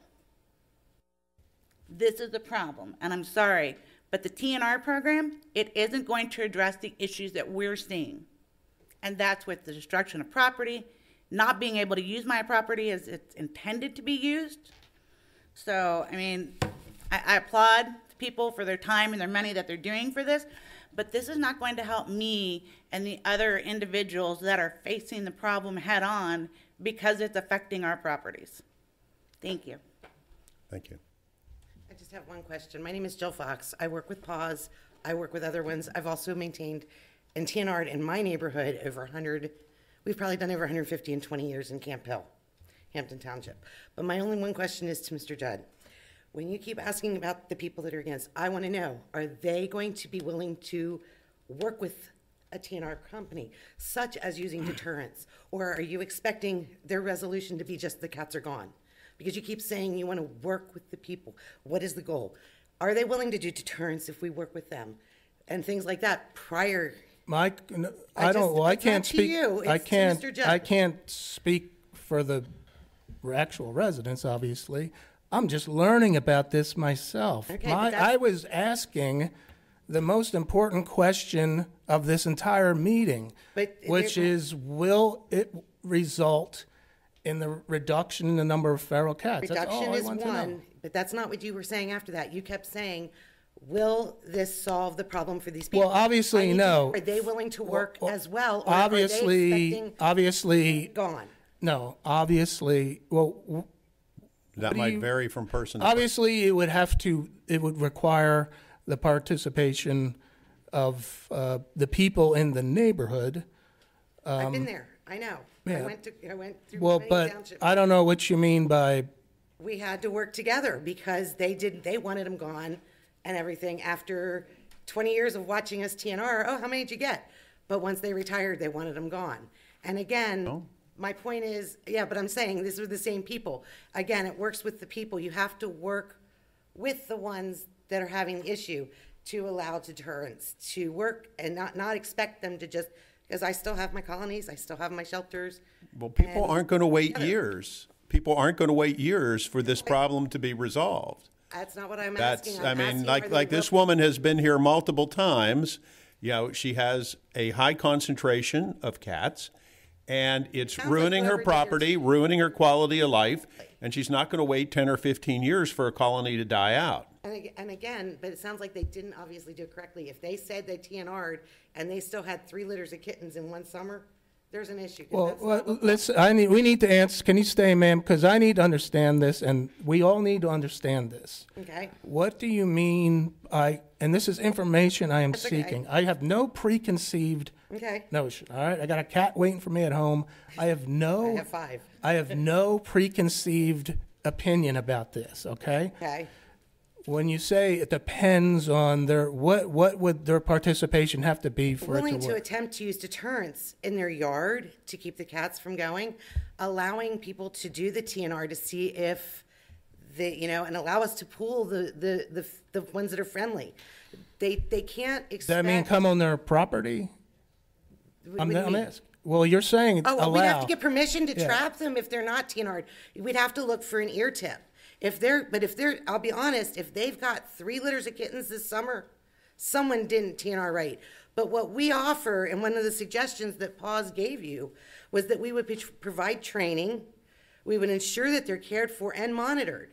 Obviously, that wasn't being done if, in the previous TNR that she's saying. Well, this is was done good. in- So the impacted property owners will need to actively participate. Correct. We would need their permission, especially if we're going to try and trap on their yard or ask somebody to trap. Because we Okay. can't just walk on somebody's property. That's good. That's what we need to know. Thank you. Yeah, I mean, that was one of the things that we had offered.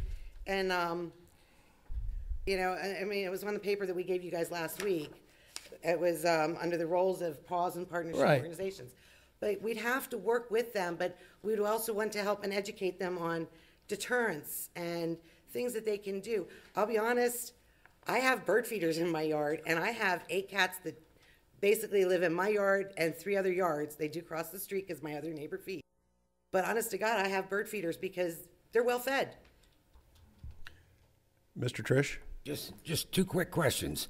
1, if you pass this ordinance that you do not feed, what is it going to cost to enforce it?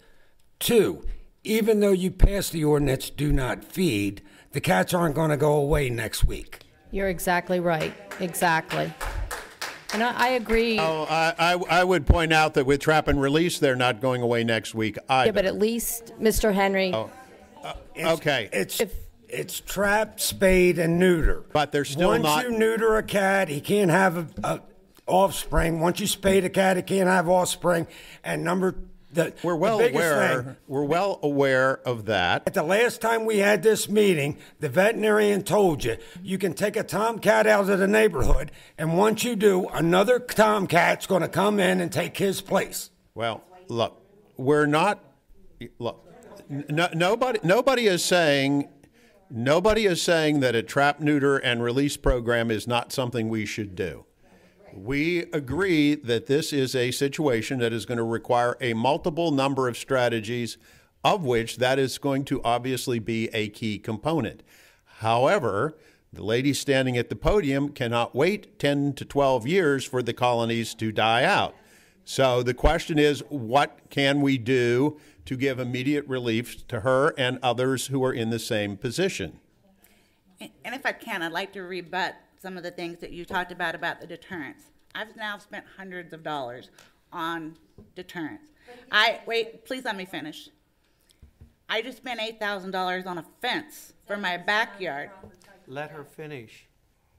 I just spent $8,000 on a fence for my backyard so I could at least be in my backyard. I had a $1,200 repair bill to my roof because these cats are getting on my roof. This colony went from, I have the shingles. I have the shingles that were shredded. There are pictures of the cats on my roof. Okay? I put in a fence, I got a dog. I did everything that was asked of me. I had Michelle Kaufman and her veterinarian. They came to my house. They spoke to the neighbor. They went and saw all the cats and said, oh, they're all neutered. And they left. There was no other, oh, well, let's see what we can do to help. There was nothing, okay? My grandchildren, I will not let them come to my house because of the number of cats that are in this neighborhood. My neighbors have small children. They won't let their children out. This is affecting us in this neighborhood greatly. The cats that came in, we have new cats, adult cats that came in. And I'm going to assume that that's where these kittens came from. Okay? But now I'm not only dealing with cats, I'm dealing with the skunks, the groundhogs, the raccoons, because they're being attracted to the food. I've had massive holes in my yard this summer from them burying in, and I'm talking, massive, massive holes, okay? I have worked, the board can tell you, I have been here numerous times. I have gotten every single recommendation that was given to me. No, now, finish. wait, hold on. No, hold on. We let all of you speak for over an hour without folks in her situation interrupting you. So that you had your time to speak. Now it's her time. So again, I have attempted to do everything that I can do. It's inhumane that these cats are outside in the freezing snow, rain, you have it, and the temperatures that are 100 degrees. The person that supposedly is taking care of this colony, he's not taking them into his house. They don't stay in their yard. They come to my yard because I'm the next door neighbor. Again, I just spent $8,000 on having a fence put in. Just let her. The cats are now climbing up the fence. Okay, I got a dog and I got a second dog because hoping to keep them out. Well, they're staying somewhat out of the backyard. They're now getting on top of the fence. Okay, it's not going to be long that they're going to be back in the backyard again. Okay, I love animals. I came from a 200-acre farm, raised cattle, had barn cats. Nothing ever to this extent of these types of animals. They're destructive. They are tearing things up. They are destroying outside furniture. So I can't leave anything outside because the cats will destroy it. The faucet covers last winter for my outside faucet, they shredded. The shingles on the roof, they shredded. The neighbors behind me are coming to me and saying, hey, the cats are back up on your roof. We went and put the deterrent on top of the roof. Well, when it rains, the deterrent goes away, and I'm sorry, but I'm 51 years old and I'm not getting up on my roof every other day after it rains to put more deterrent up there to keep the cats off of there. So this is a quality of life issue, okay? Not to mention the rabies issues. And it's not just with the cats, because now again, we're dealing with the raccoons, the skunks, and the groundhogs. So, and I'll give you all this information regarding. Thank you. There's 3 separate articles in here. Please give it to Mr. Gottschall. Okay, now we do need to sort of wrap this up. I have a question. Because we have other. Hold on. I just have a question. Could you tell me who Michelle Huffman is, please? You keep using her name. I will get the veterinarian that she's with, but she's the owner of the vet. Okay, I'm just asking, who is she? She owns one of the veterinarian clinics here in the area. She was here in the March 2015 when I was here. So she was here with the vet from Noah's Place, or Noah's Ark, whatever it is. Okay. Mr. Miller, you've been waiting patiently. I wrote this out 2 weeks ago before I came to last week's meeting and saw all the opposition to my position here. I've got a cat problem. I applaud I know what you're going through. I don't hate cats. I say that in my first paragraph here. Let me read this. This is poorly written compilation of facts, things I've dealt with for the last 30 years. I've been 35 years at the same location, a lifelong resident of Lower Paxton Township. I've been dealing with cats for over 30 years. When my daughter, who's 35 today, came into the house after walking in cat feces in my own yard. Don't have a cat. I would like to say up front, I do not dislike cats. We had cats as pets when I was a kid and loved them. The problem isn't the cats, it's the feces and urine. I don't know how you can separate the two, but that's the problem. It's the feces and urine. Other than my daughter's encounter with cats, my real problem started one Christmas morning when I was bringing a coal bucket in and threw it on the stove. My entire house was filled with the smell of cat urine. They'd been using my coal pile as a litter box. And Christmas morning, Merry Christmas, everybody, cat urine all through the house. I started trapping them. I caught one a day for 2 weeks, took them to the Humane Society, and they had their way with them. Again, I don't dislike cats, but I was up to here with the problem. I had to deal with it.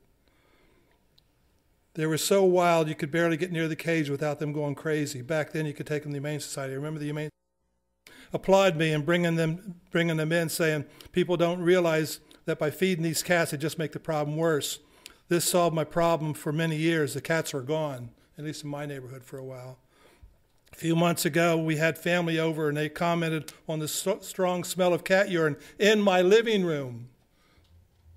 I could not smell it because I had become accustomed to it, but I found out the cats were urinating on the outside wall of my house and the mulch beds around my house, and the smell was wicking into my home. I'm still waiting to see if that's going to come out of the carpet or not. In talking with the neighborhood walkers, the people I call who take regular walks around the neighborhood, I come to learn that my house, my neighbor's house, is known as the cat-smelling corner. Everybody knows when they walk up to my cat, it's because the neighbor feeds them.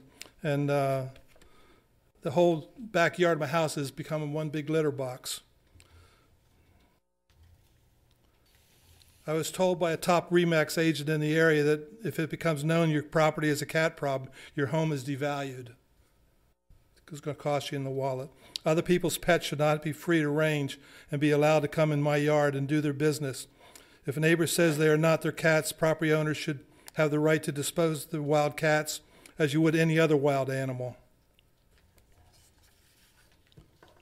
The neighbor continues to feed the cats, they should be declared the owner of the cats and dealt with accordingly. No one should be able to impose these animals or their views of animal rights on their neighbors. A few weeks ago, my grandchildren were over, and my 18-month-old granddaughter came in the house covered in cat feces. I, again, went livid, just like a Christmas of 15 years ago. I went online and started doing research on cat feline parasites. And I have a study here from Cornell University College of Veterinary Medicine, where it says some GI, gastrointestinal parasites, of cats have the potential to infect humans.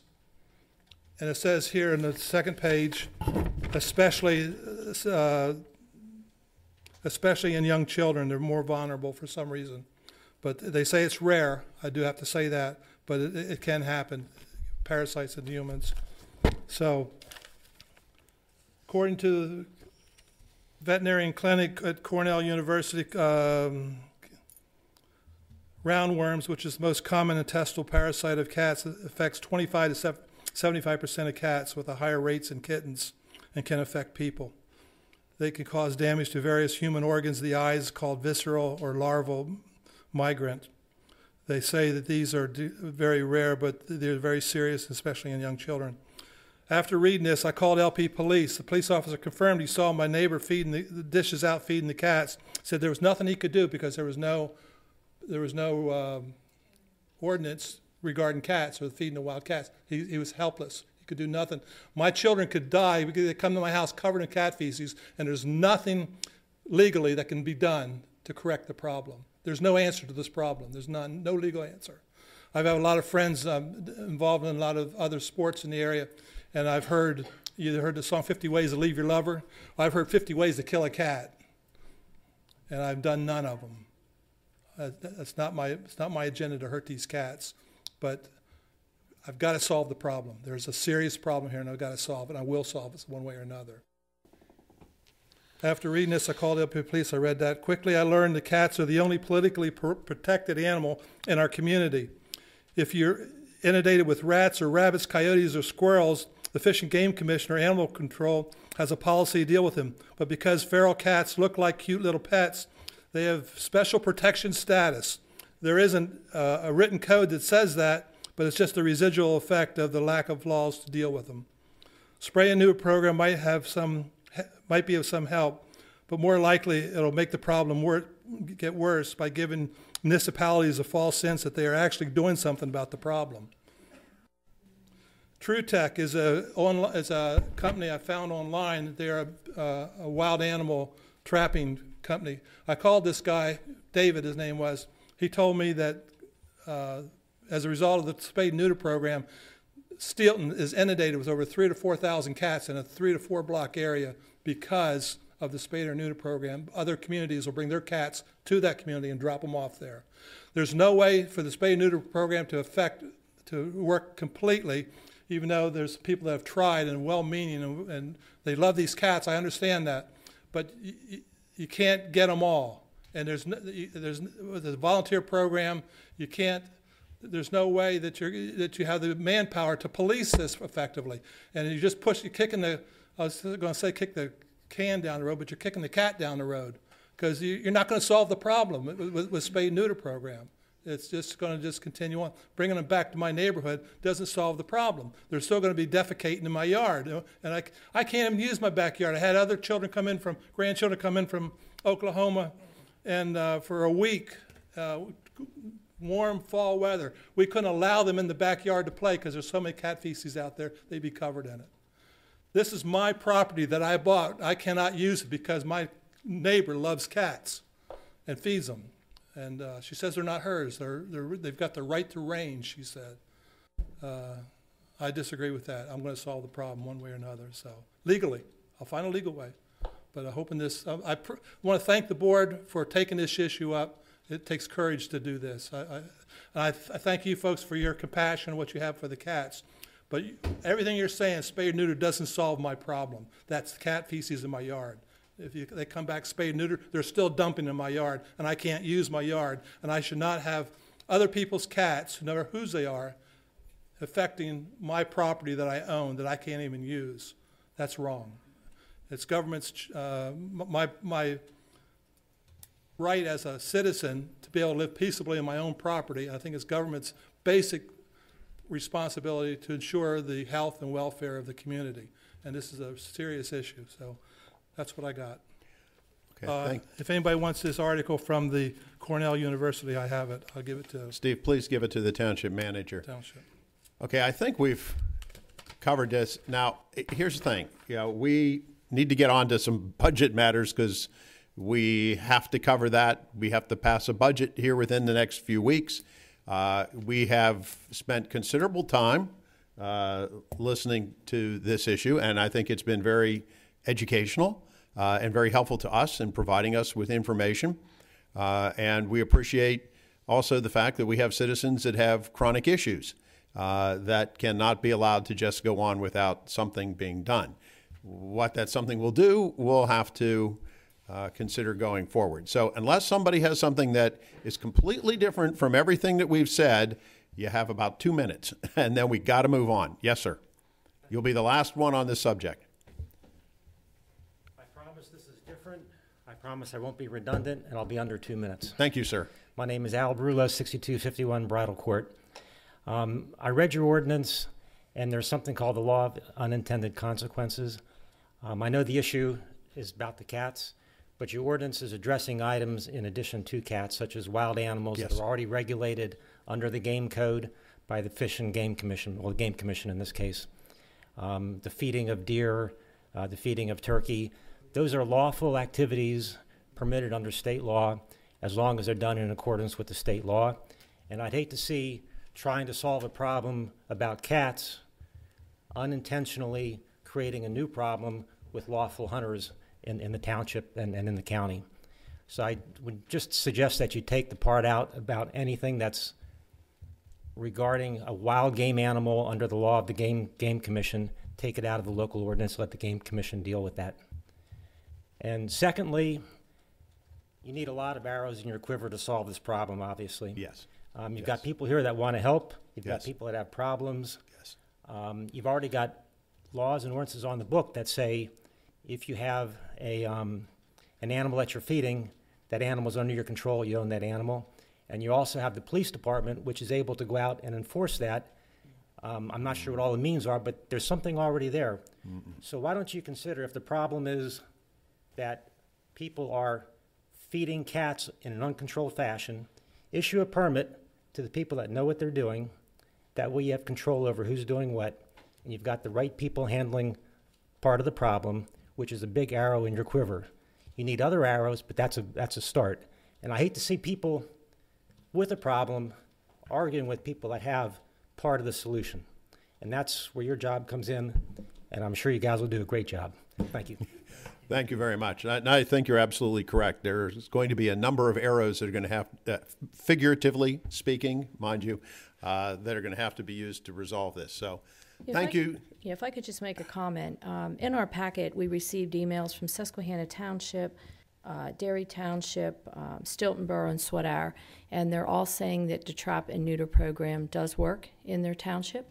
And it's not, I'm just saying, it's not going to happen overnight. But if we can reduce those number of cats by not feeding them, okay, they're still going to produce.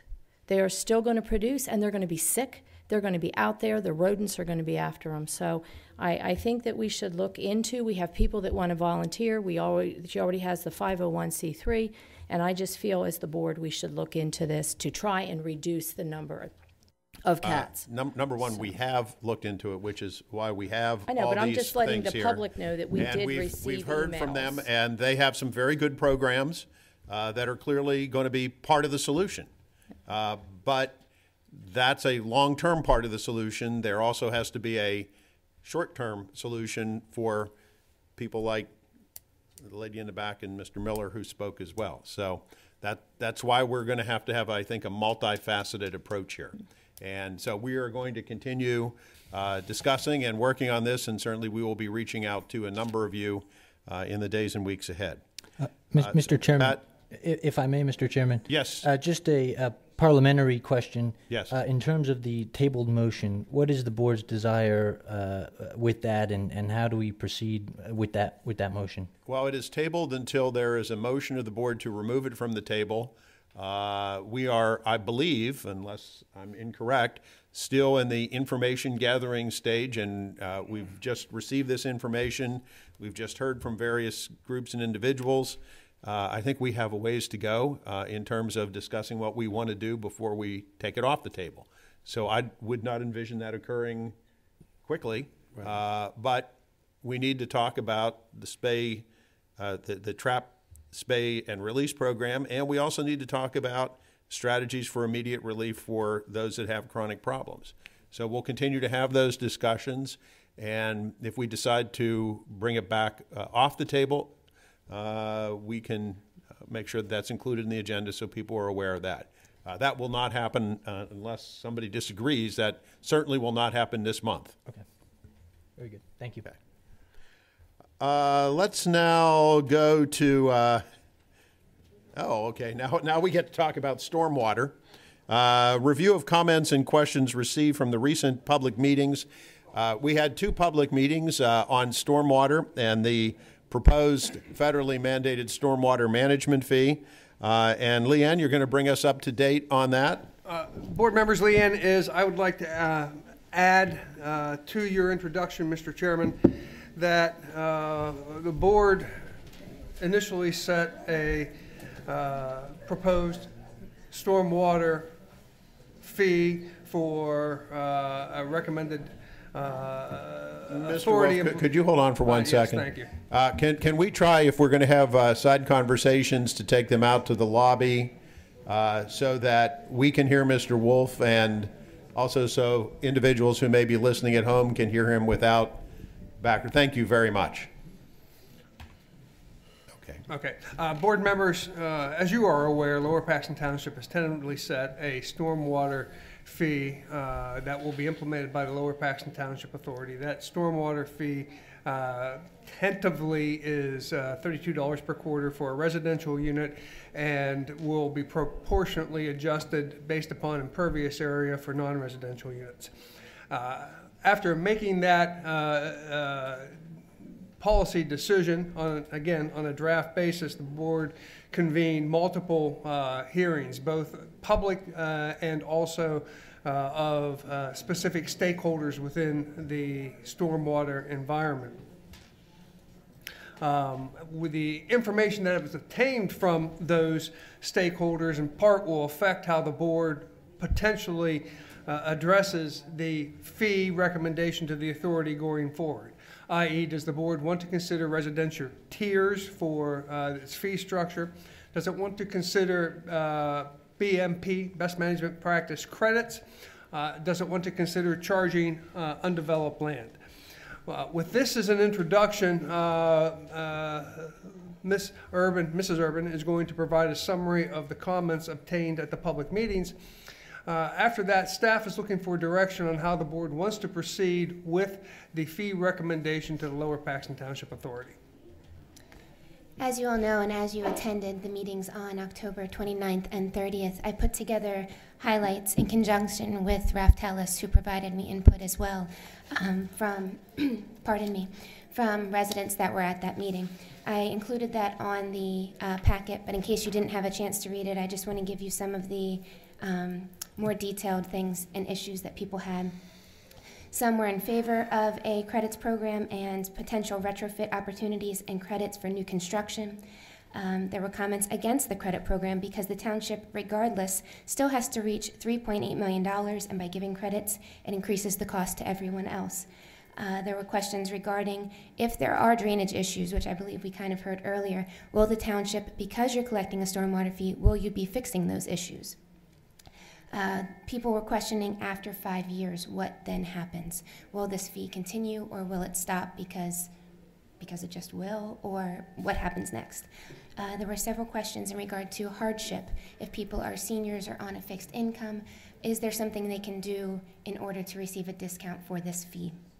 There were concerns regarding ensuring the fee was collected just for stormwater and not for the general fund. There were also comments regarding street sweeping, how often it happens, where it happens, is there a set schedule of that, and why there was such a great increase related to that. There were also comments regarding current stormwater projects and who oversees those projects.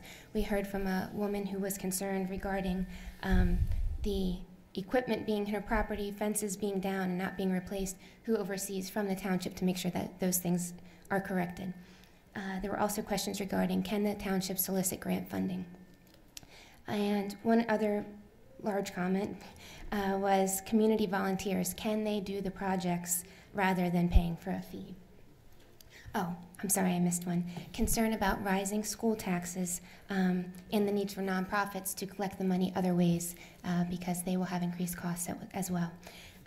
As I mentioned, this is just highlights of what was talked about at the meeting, but these are all things that will be part of your questions that we would need answers to in order to provide answers to the public moving forward.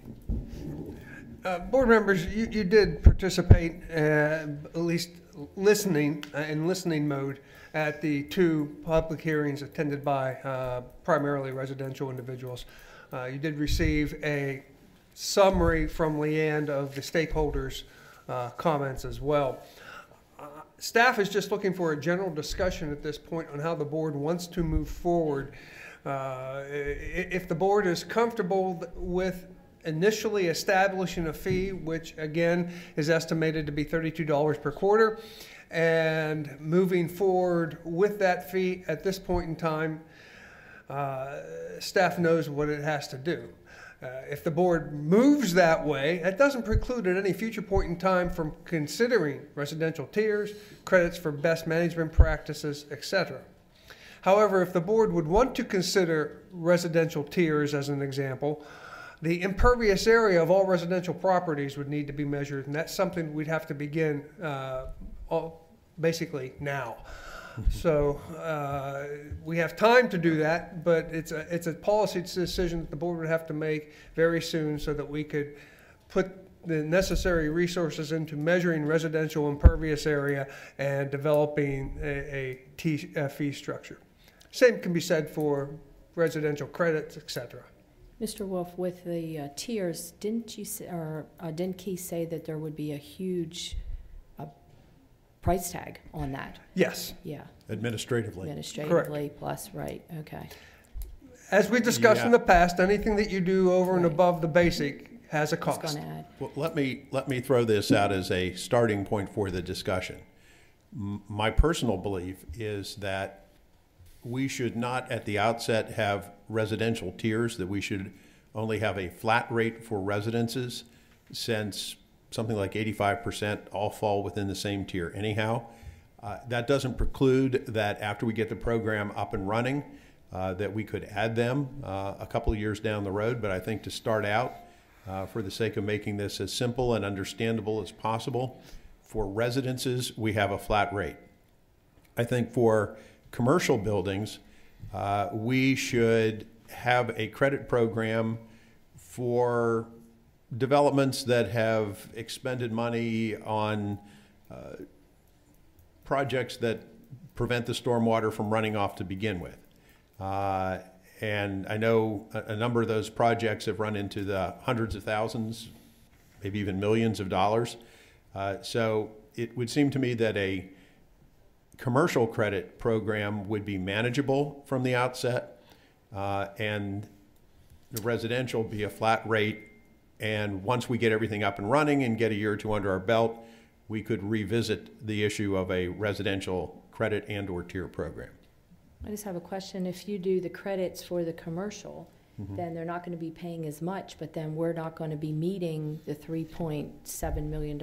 Oh, no, you will meet. Will we? It's just Okay. you're depending upon the amount of the credits, the amount that you give up as credits, it will eventually and very shortly come back in your fee. In other words, your fee may go up. That's what I'm saying. Yes. Yes, that's what I'm saying. If we give the commercial credits, then the residential fee could eventually go up. You understand what I'm saying? Yes. Okay. Yes. However, we are encouraging and in some cases requiring commercial developments to install these mitigation or retention systems. And then after they invest that money, we come back and say, oh, but you have to pay the same as the people who did not, thereby eliminating the incentive for them to do it, which means down the road it's going to cost us more.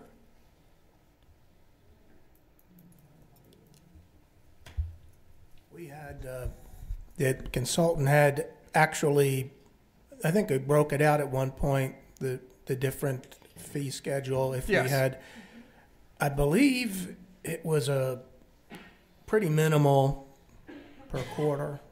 I'm going by, I don't have my notes here, but is that everyone's recollection? It was a few dollars?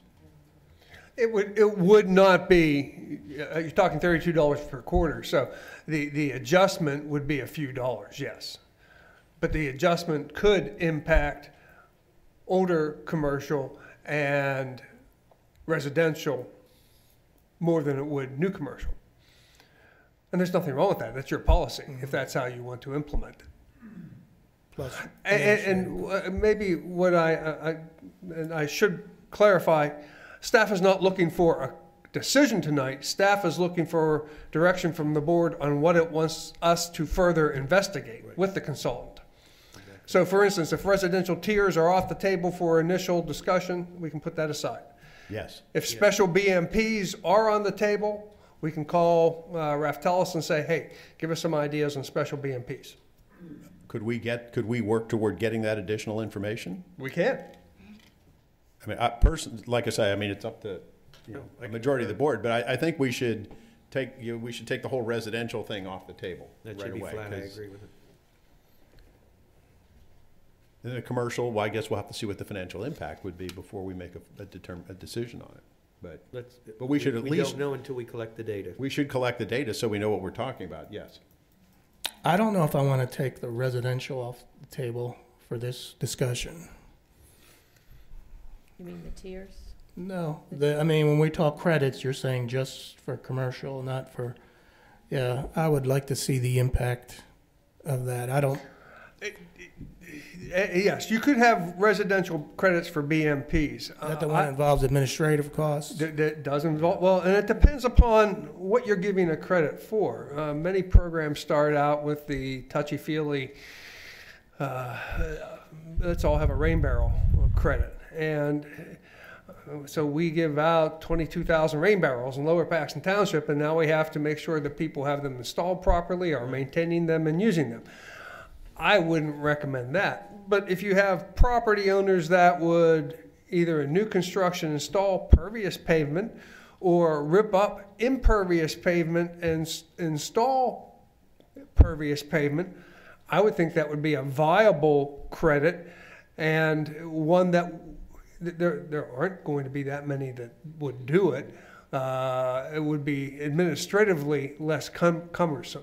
I think if we've come this far, like you said, for those, rather than just tell people, sorry, we're not even going to consider residential, but we are going to do commercial, to explore the way you framed it. So, Mr. Wolf, you said give out rain barrels. Would we purchase those? I'm not a rain barrel fan. So we don't. I don't even think we want to go there because. Okay. Well, you just said give out. I said there are municipalities Right, that do that as a best management practice. So they purchase the rain barrels. It goes both ways. They allow residents to purchase. There have been municipalities much smaller than Lower Paxton that have had rain barrel programs where they give them out. I don't see that as addressing any of our problem, which is sediment to the waters of the Commonwealth, right? And just logistically, you can say, I'll come in, I'll get a rain barrel, whether I pay for it or the township, I take it home, I get the credit.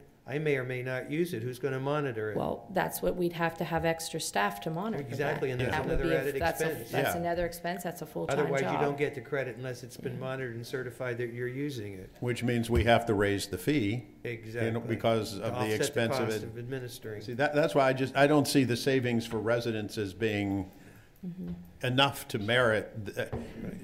I'd like the flat amount for the first year at least, and then we could look at the other options. Yeah, I mean, we can, every year we get the opportunity to look at it. Absolutely. Yeah. Wait, no, we just confused them.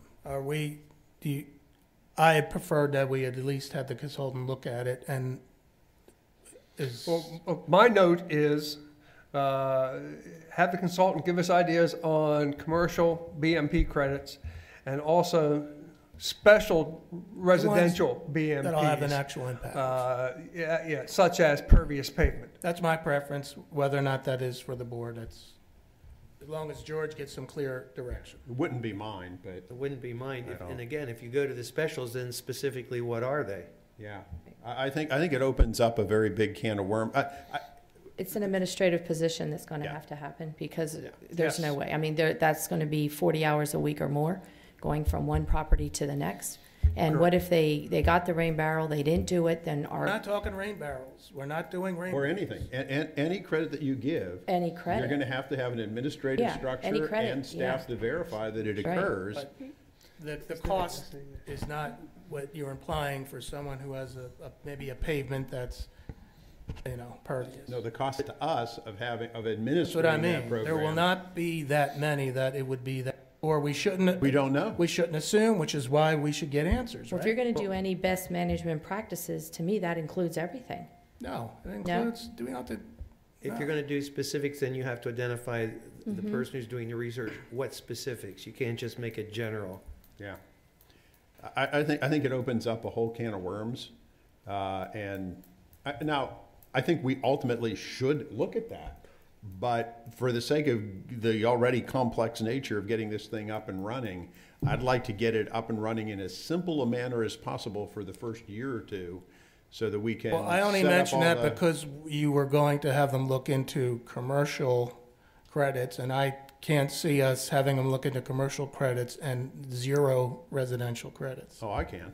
I think there's a huge difference. Yeah, I think your point was well made with the commercial properties being required to do something already in the construction to ameliorate water, and then on top of that, they're being saddled with the same amount of money. Residents don't do that, so I do see a difference.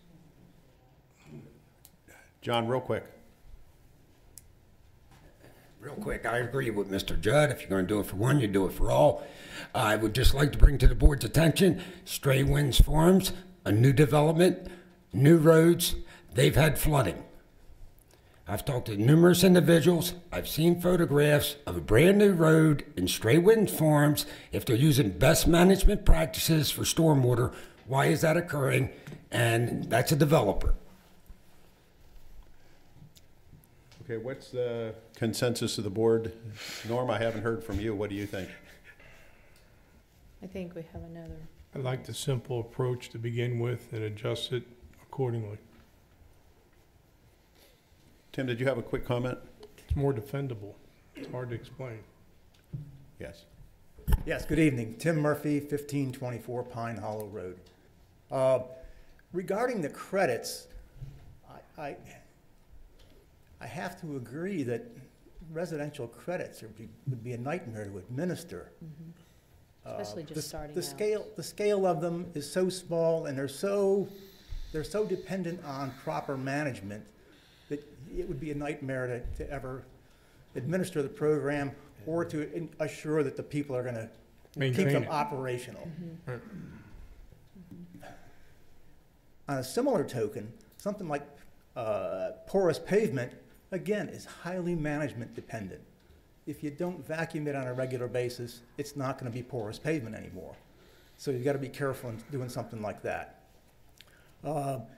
In terms of what you would offer for commercial credits, I guess I'm wondering how much you're thinking about offering, because my numbers, my notes from the meeting were that we have 15,000 homes in the township. So if you offer one developer a $15,000 credit, that's going to raise my bill $1 a quarter. And I don't know if $15,000, Eric, is very significant in the scheme of things in the way of credits that would be meaningful to the commercial properties. So a minuscule credit from the standpoint of a commercial property is going to raise my rate churches and schools? Yeah, they were concerned about hundreds of thousands of dollars in fees, and if you raise their fee by, you lower their fee by $15,000, it's going to raise mine $1 a quarter. People are not going to be happy about that. Well, no, it would be 25 cents a quarter. Well, are you giving them the credit on a quarter basis or on an annual basis? I'm looking at per quarter. Oh, well, that's what we want to, that's why we want to give Mr. Wolf direction to have the consultant figure out what that impact would be for commercial properties. And it may not we may or may not decide to do that. We just want to know what the impact would be. I think the impact is going to be very significant on the residences if you give the commercial properties any kind of meaningful credit. I think that's a meaningful theory, but let's collect the data. Yeah. Okay, thank you. Okay, Eric, did you want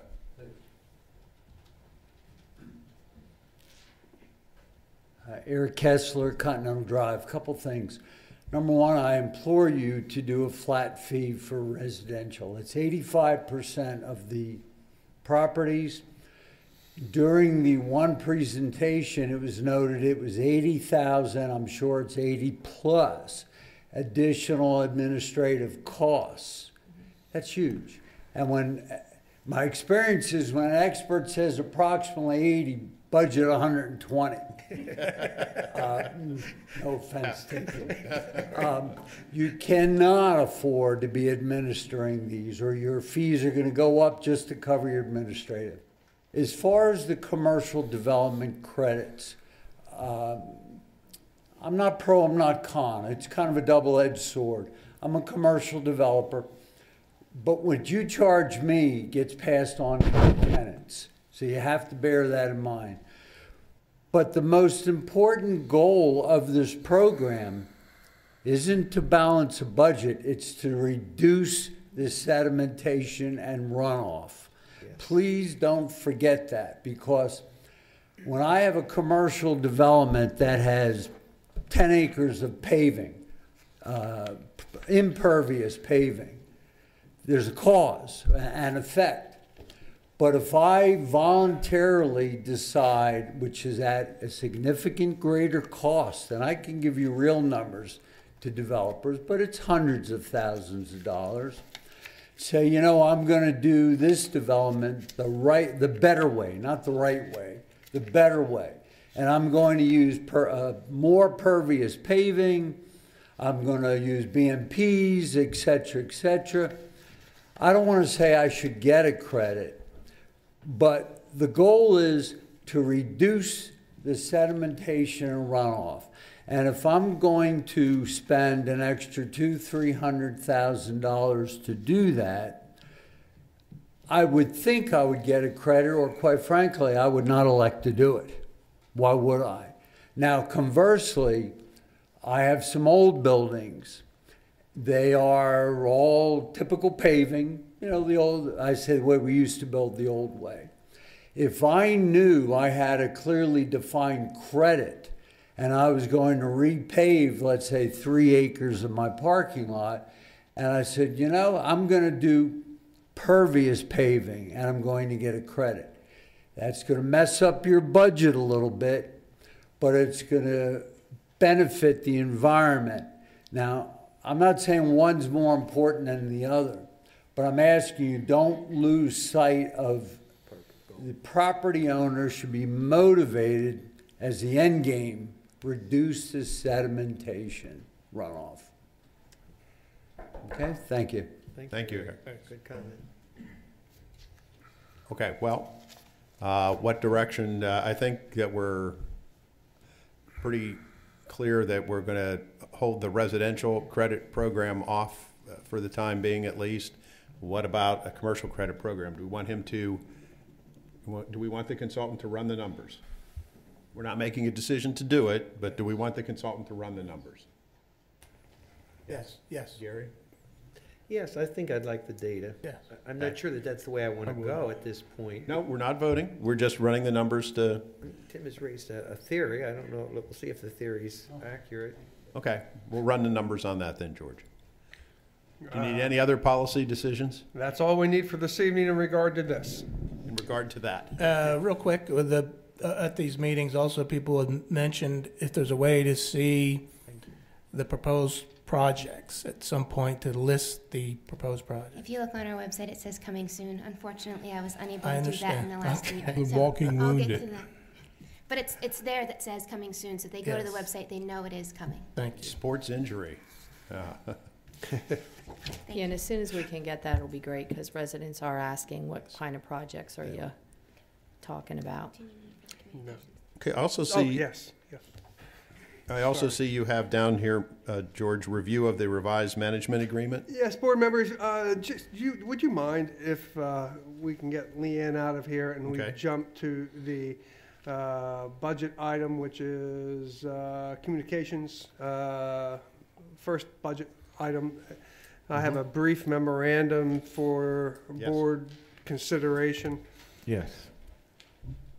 Board members, in our last budget preparation discussions, board members discussed the need to include funding in the 2019 budgets for improvements to the communication systems in Lower Paxton Township.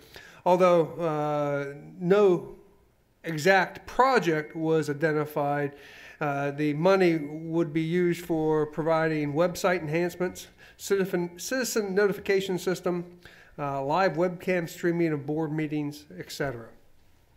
Board members, we had discussed a top amount of approximately $50,000 to be set aside for that direction. I would recommend that you include $25,000 in the township's general improvement fund, which would be a revenue transfer from the general fund, which is, this puts it in the appropriate location there. It would be a one-time capital project. And then, of course, this would be a cost sharing with the Lower Paxton Township Authority, with $25,000 coming from both the sewer and stormwater funds. And both of those funds have a small operating balance, and the $25,000 between the two would not affect their bottom line for 2019. So if the board is in agreement with this, no further action is necessary. We'll include it in the budget. If you have questions for myself and/or Leanne, who has more ideas on what we can do to improve what we have, we'll be happy to address them.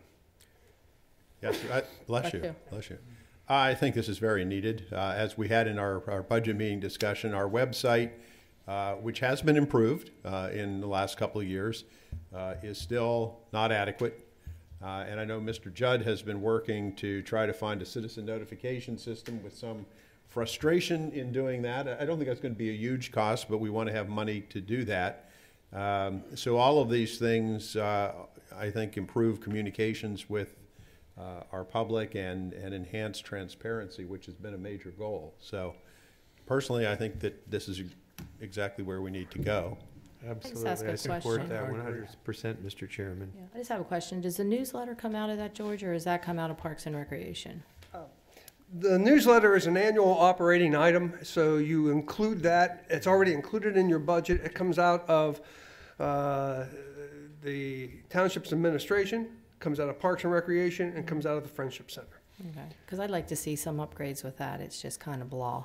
The major upgrade we could do would be full color.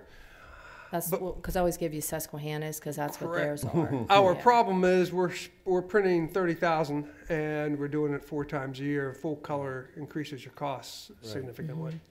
So what they do at Susquehanna, theirs comes, I think, every other month because we're right on the border, and they have businesses that. We do too. Yeah, but they seem to have a little bit more. Than what we do. Unfortunately, we limit our businesses to. If you go one more page, you get 4 pages. Yeah. So it's because they kind of have their businesses in between different pages. It's not like ours where it's just the last. Yeah, we've restricted ours to that quantity. If we opened up one, and we've restricted our newsletter to a certain size. If you add more advertising, then you add 4 more pages. Right. Cost. Okay. And then it's full color, and I'm not against it. I agree. Full color would be much better than the 2 color that we're doing. One half you read one way, then you have to turn it. You have to read it the other way. Well, that's the Metro East. Yeah. Oh, come on now. We pioneered that here in Lower Paxton, stealing from the Metro East. Exactly. That's fine. You like that? Why are you holding your head? I just think it would be nice if you just flipped the page and it was there. I think we can use Leanne's expertise. I Yeah, don't care. I spice really it up don't a care little what bit, Leanne. Susquehanna Township does. Yeah. Well, I always bring theirs only because They're not as good as we are anyway. Well, I'm just saying they put different, they just put different those pesky things suburbs. in their, maybe something we might want to add, with the fire companies or whatever. So I always just brought it into Mr. Wolf just to look at, because it just has different ideas. The fire companies have actually reached out that in 2019 we're going to work together more cohesively so that we're all on the same page to actually help promote their volunteer recruitment and those types of things. So we had some email conversations about getting together to work on. Okay, because even, like some of their fundraisers that they have, because they know months in advance what they're going to do. If we could add some of that, so. And we do use and borrow ideas from not only Susquehanna, but also West Hanover's. Yeah, I mean, it's newsletter. good. Everybody has different ideas. Absolutely. Yeah. Okay. Well, in any event, I think that we're good with that component of the budget. So. Okay. Thank you, Leanne. Yes, thank you. Rest up. And now we will return to review of the management agreement between LPT and LPTA. Board members, previously you saw a management agreement for Lower Paxton Township Authority for its stormwater system. I noted to you that the stormwater system management agreement was based upon the sanitary sewer management agreement. Mr. Weaver, to his credit, said, well, why don't we put both agreements in one document? And there were some items such as building address that were needed to be updated in the old agreement, the sanitary sewer agreement anyway. So what I have done is taken the sanitary sewer agreement, updated the items that needed to be updated and incorporated it into the stormwater agreement that you have previously seen. So there's nothing new here. You have the existing sanitary sewer agreement with edits for current date and time, and you have the draft stormwater agreement that you've previously seen. Nothing else has changed. Mr. Stein has not had the opportunity to review this document as a new document.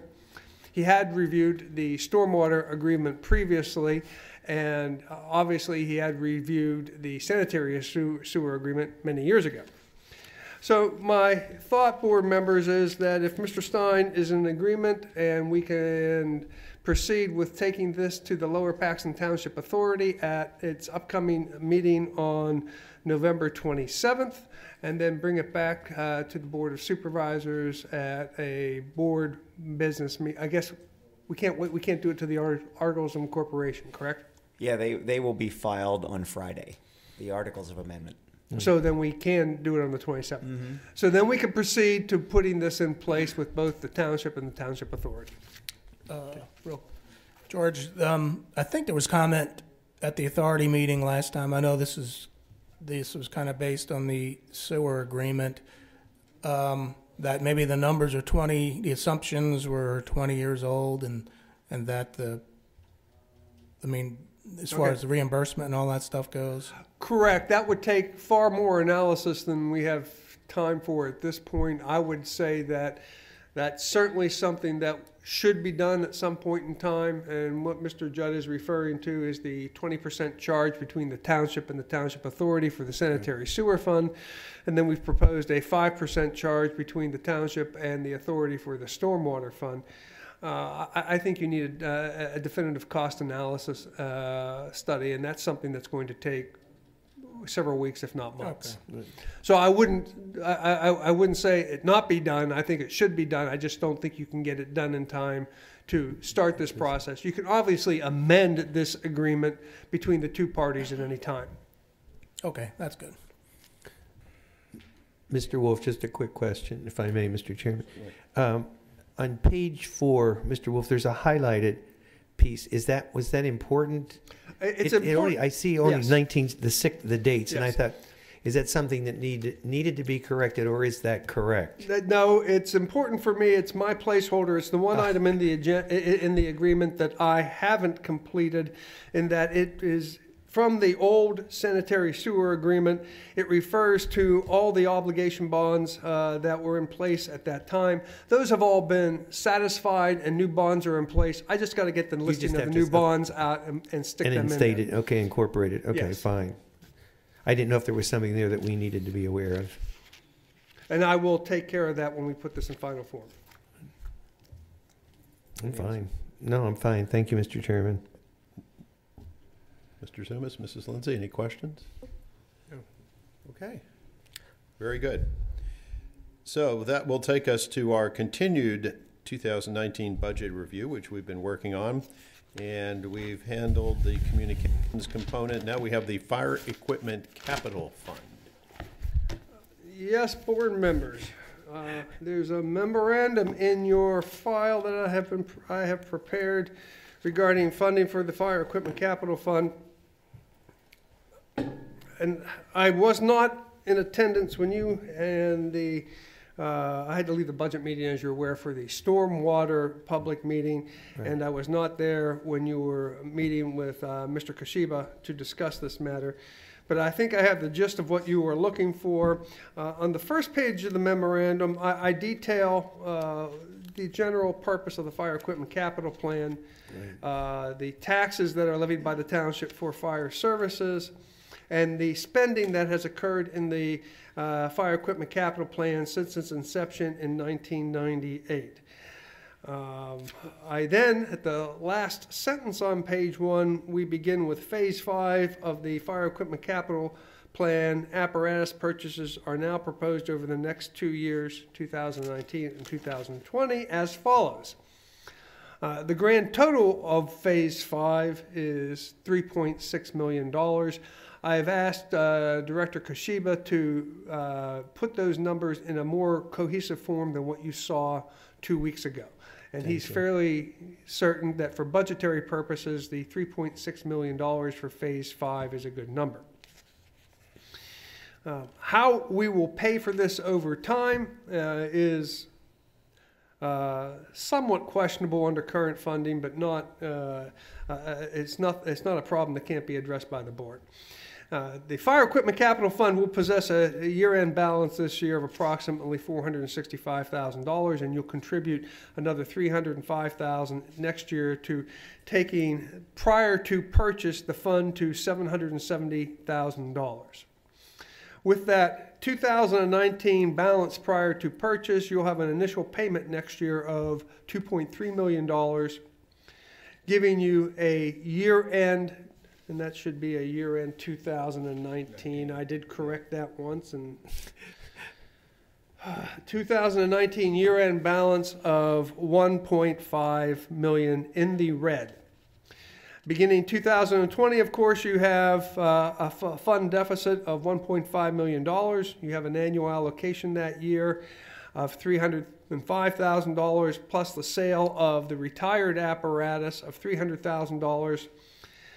And in 2020, you will have the final payments of the Phase 5 program of $1.3 million.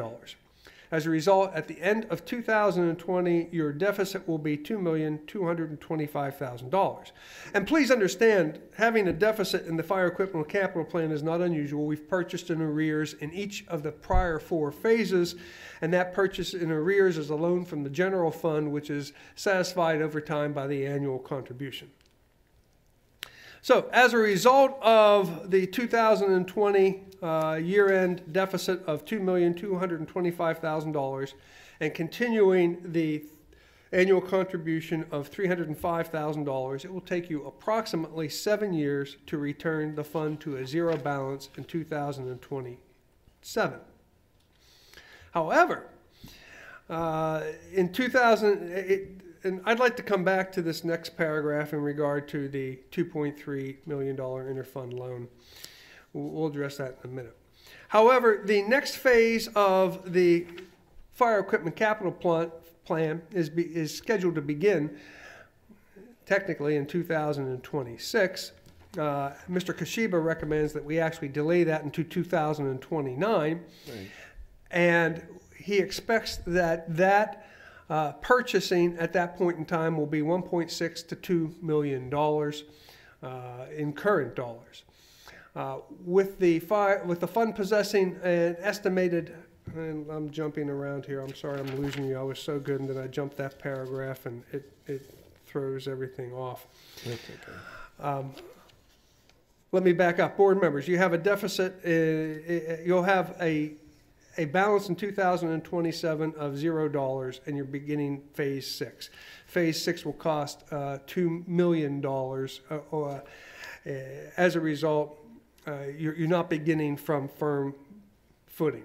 I have recommended in the last paragraph on page 2 that you add an additional $100,000 to the annual contribution of the Fire Equipment Capital Fund beginning in 2020. If you do that between 2020 and 2027, and if you also amortize debt, which I'll reference in a minute, by 2027, you will have a fund balance of $450,000. I detail some figures in regard to what an increase of $100,000 does to the cost of real estate taxes in Lower Paxton Township. And then I state that with the fund balance at the time of purchase of $450,000 and the fact that the purchase won't be completed until 2029, you'll have a fund balance of $1.25 million to accommodate a borrowing of approximately $2 million in 2027. So let me put this in succinct perspective.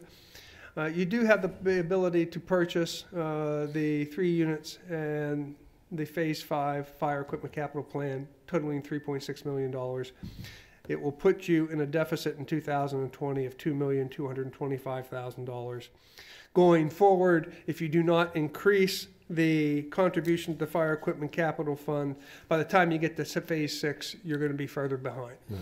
So I recommend that you, in the 2020 budget year, you add an additional $100,000 to the annual contribution to the fire equipment capital fund. Any questions on that? Because I have a second recommendation. Oh. The second recommendation is... No, before you leave, Mr. Okay. Will. Okay, I recognize very quickly as I read it, and I appreciate the verbal. Oh, geez, I just lost it. Of increasing, I lost my notes. Anyway, I can do it. The 100,000 starting in 2020. That was taking us to 2026. The recommendation is wait till 2029 because it gives you an opportunity to build another 200,000, if you will. Okay, which makes sense. And now I'm a little concerned what's coming next. Well, actually, what's coming next isn't bad. But okay. The next phase of the fire equipment capital plan, Phase 5, is a big dollar phase, $3.6 million. It's due to the fact that you're purchasing 2 ladders and a rescue. Of course, ladders, aerial units are the most expensive unit you can purchase. The deficit in the fund of $2,225,000 in 2020 is probably more than the general fund can absorb initially without some type of short-term borrowing. Right. So I would recommend that and I've included it in the number I previously provided you, the debt service. So the number, the $100,000 is still good with debt service going forward, but I think you need to borrow $2.25 million in end of 2019, 2020 for a short period of time, 7 years. Debt service being paid by the Fire Equipment Capital Fund, added on to the fund balance, and it will still give you the numbers that I projected out through to 2027. Do we need to borrow the entire 2.3? Is there some number that the general fund can loan that would be reasonable and reduce that 2.3 maybe down to 1 or 1.3 and save us interest? That's possible, and and I didn't do that in depth of analysis, and it would also be possible to do it on a shorter basis than 7 years. 7 years would be the full amount, $2.25 million for 7 years, and that's what I programmed in the analysis. If you would do it for a shorter period of time and then borrow the rest from the general fund, or if you would initially fund $1 million of it from the general fund, you would reduce the debt service, and that would make that 2027 number even better. Yeah, I'd rather not pay $350,000 in interest to do this. If we can, Right. we can cut that down by doing a partial in-house financing and partial debt service, as you mentioned, shorten it up and maybe get that number down. You could do either one, or both. Okay. Yeah, either one. Either one. In the short term, 7 years, which would take us to 2027. But at least I think what I'm hearing is that the advocation is to take the loan in 2019. I would take a short-term loan, which would take, if it's 7 years, take us to 2027 or 2026. Yes. That's how I prepared the memorandum. Yes. As you get closer to that date, you can play with that amount and either borrow less or borrow for a shorter period of time. That is all possible. Right. And that will just make the numbers better. Right. I understand we've got variables. The one you're proposing here is is this? I can tell you that Tim gets real nervous on the fund balance and loaning out large I'm amounts sure of money. he does. I would if I were for the sitting first in 3 his months of the year. position. Yes. But it strikes me there might be a hybrid here. Yes. And you don't know what is your 2019 year end. Exactly. Yeah, if you run a deficit next year, these things do change. If you run a surplus next year, these things change. Right. We have been fortunate in that in the last few years we've either been essentially at zero or ran surpluses. So we continue that trend, and then numbers look better. We need to borrow And less. Yes. And we also need to take into consideration, following the model, that in fact we will be raising 100,000 beginning in 2020, which means a tax increase of 1.7, or $6.60 per person on a $200,000. I mean, there are other things that can be done, but that's what the result would be of including 100,000. And yet it's something I think we need to do. What I was trying to do is answer two questions. The first of which is, can you do the Phase 5 purchase? Right. I think you can.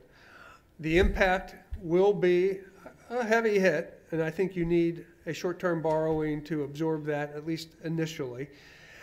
And if you do, and you move forward with the Fire Equipment Capital Fund, I do think it's time, again, to consider, and we don't have an inflator in there. It's a real estate tax, so it basically stays stagnant unless you increase the tax amount. Right. Fire equipment is increasing a significant amount per year, greater than the rate of inflation. So I think $100,000 beginning in 2020 would be justifiable, and the plan works from that standpoint, and you can modify it as things change over the next 18 months, 24 months. When was the last time the fire tax was increased? The fire tax, when the plan was established, initially it was at $250,000 then, and I'm going to say this because there's differing stories in the community, but the contribution was lowered at the request of the firefighters to $200,000 so that we could establish the LoSAP. And that occurred in 2008. And then we increased it again from 200,000 over the 250 to 300,000, and that was probably 3-4 years ago. I know we still have one fire truck that hasn't been sold. Are we pretty sure that we'll be able to get 300,000, Director, for what we have? That 300,000 is for the sale of the 3 units that will be retired That's what I'm saying. in the Phase 5. Yeah. Yes, Adam's pretty good on those numbers. Okay. I mean, because we still haven't sold the one from Colonial Park, right? My understanding is it may have. We have two interested I didn't Oh, do we? come back. They should be up here. He's just taking it all in. So you have 2 interested parties in that one, so, in the Colonial Park, okay. Adam, you need to practice. You're going to be sitting at the table. George won't be here. Well, learning, but and by the way, I can tell you that this memorandum, I mean, the numbers are Adam's, and he did, in regard to costing out the equipment, costing out the resale of the units, that all came from Mr. Kashiba. Well, I think we have 2 things before us. Number one, we have recommendation, we are able to move forward. I just think we as a board have to be very cognizant of the costs that we'll be facing in 2029 and how we're going to pay for them.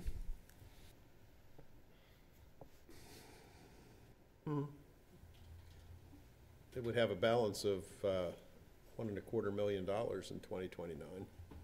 And the 2029, and then the next phase is significantly less. So that ought to put us in by adding the $100,000 per year, it puts us in pretty good shape by 2029. Mhm. If we don't, it could create a problem in 2029. Absolutely. Yeah. But that's why I'm just alerting the board. We need to be very conscientious of where the long-range plan that we need to implement in order to be in a satisfactory position in 2029.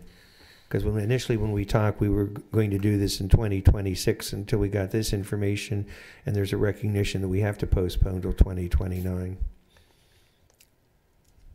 Any other questions on this particular item for Mr. Wolf or Director Kashiba?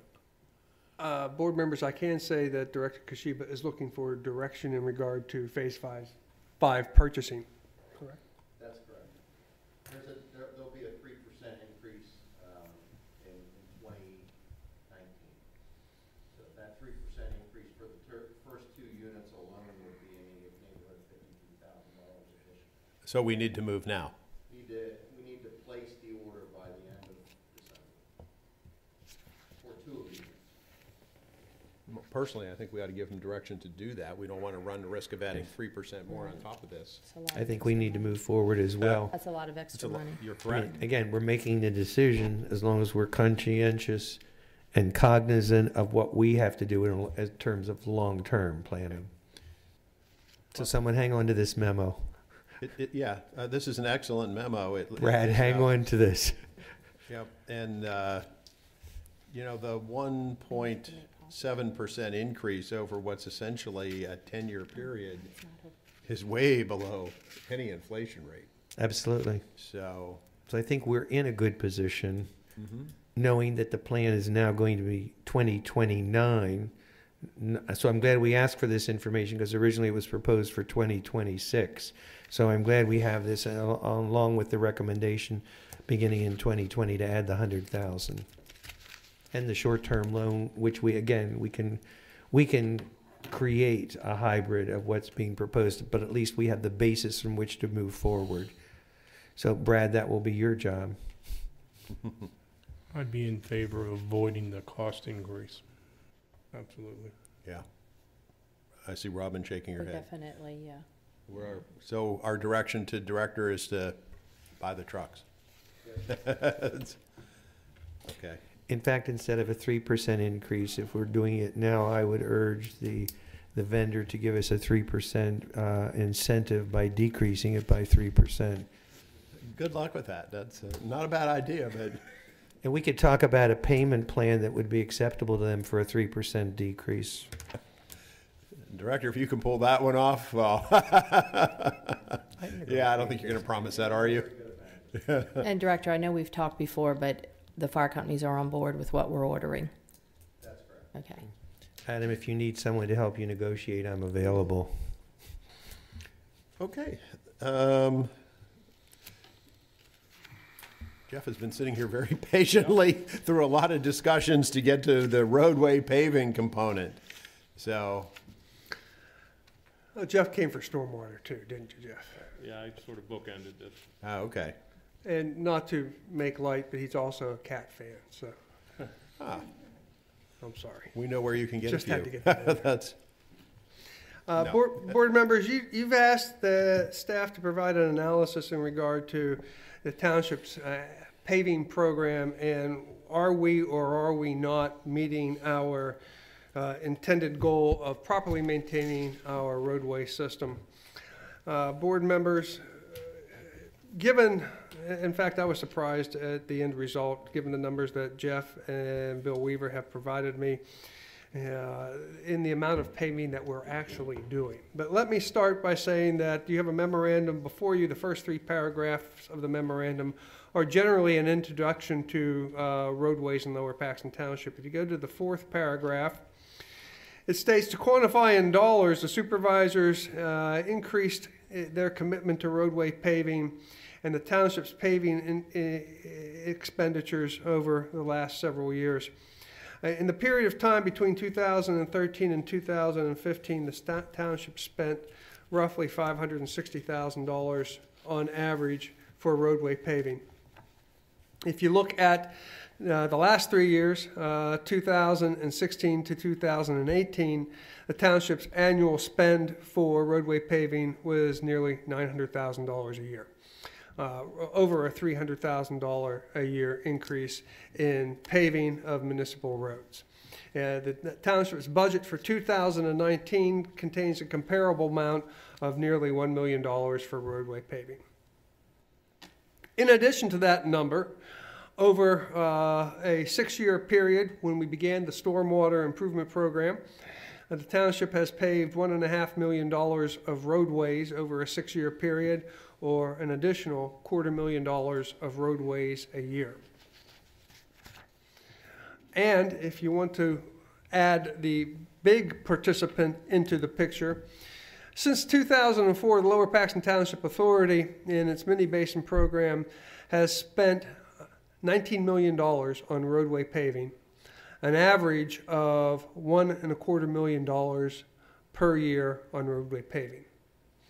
The authority intends to pave 16 more miles of road in its program through to 2033, 2035, and in the past 15 years has paved 42 miles of municipal roadways.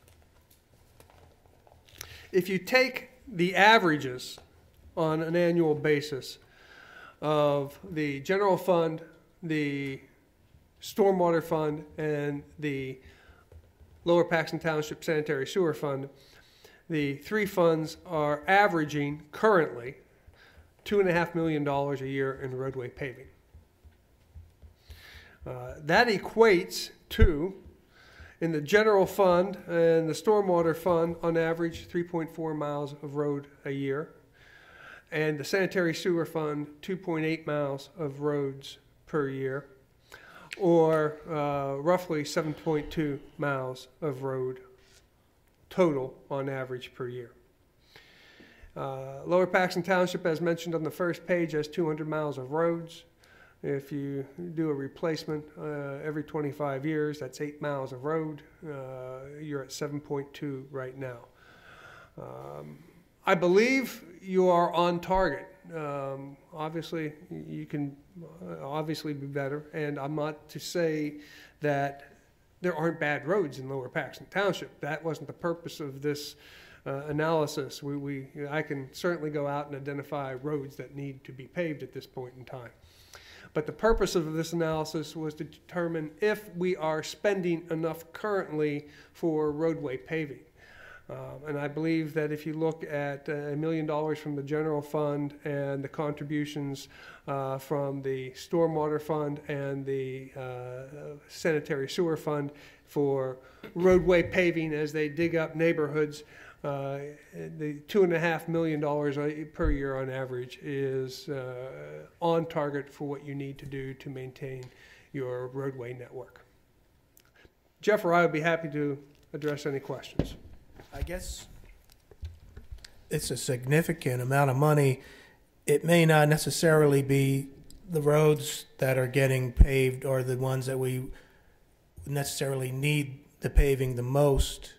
It's being driven in large part by these other projects. There's truth to that, yes. There's truth that stormwater and sanitary are driving where we are paving. We can tell you that we have paved some streets that are well beyond in the projects, and there's also others that we wouldn't have touched if it hadn't been the idea for is that the general fund we're doing what we've done historically. In the general fund, we've increased it by about 30% in the last 3 years. That's the figure that paves the bad roads. The roads that right. Oh, I understand flat that. out bad. Yeah, I wasn't good with the percentages. Yeah, it's not associated to any other projects. So we're actually not behind. Well, your program is not behind. We can all, again, point to a road that, hey, we should put some blacktop on that. And will we be able to do that next year? Maybe not. Will we be able to get to it in the next 2, 3, or 4 years? Probably. And sometimes, in answer to your question in the reverse, sometimes we don't pave roads because they are in an upcoming sanitary sewer basin, and hey, we know we're going to dig them up in 3 years. We know the road's bad and should get blacktop, but we're not going to touch it because we're digging it up in 3 years. Right. Which really drives people nuts when a utility comes in and Yes. So I'm glad we're looking at it that way. Or we do an overlay like Londonderry, which was absolutely beautiful, and the utility came in and dug it up.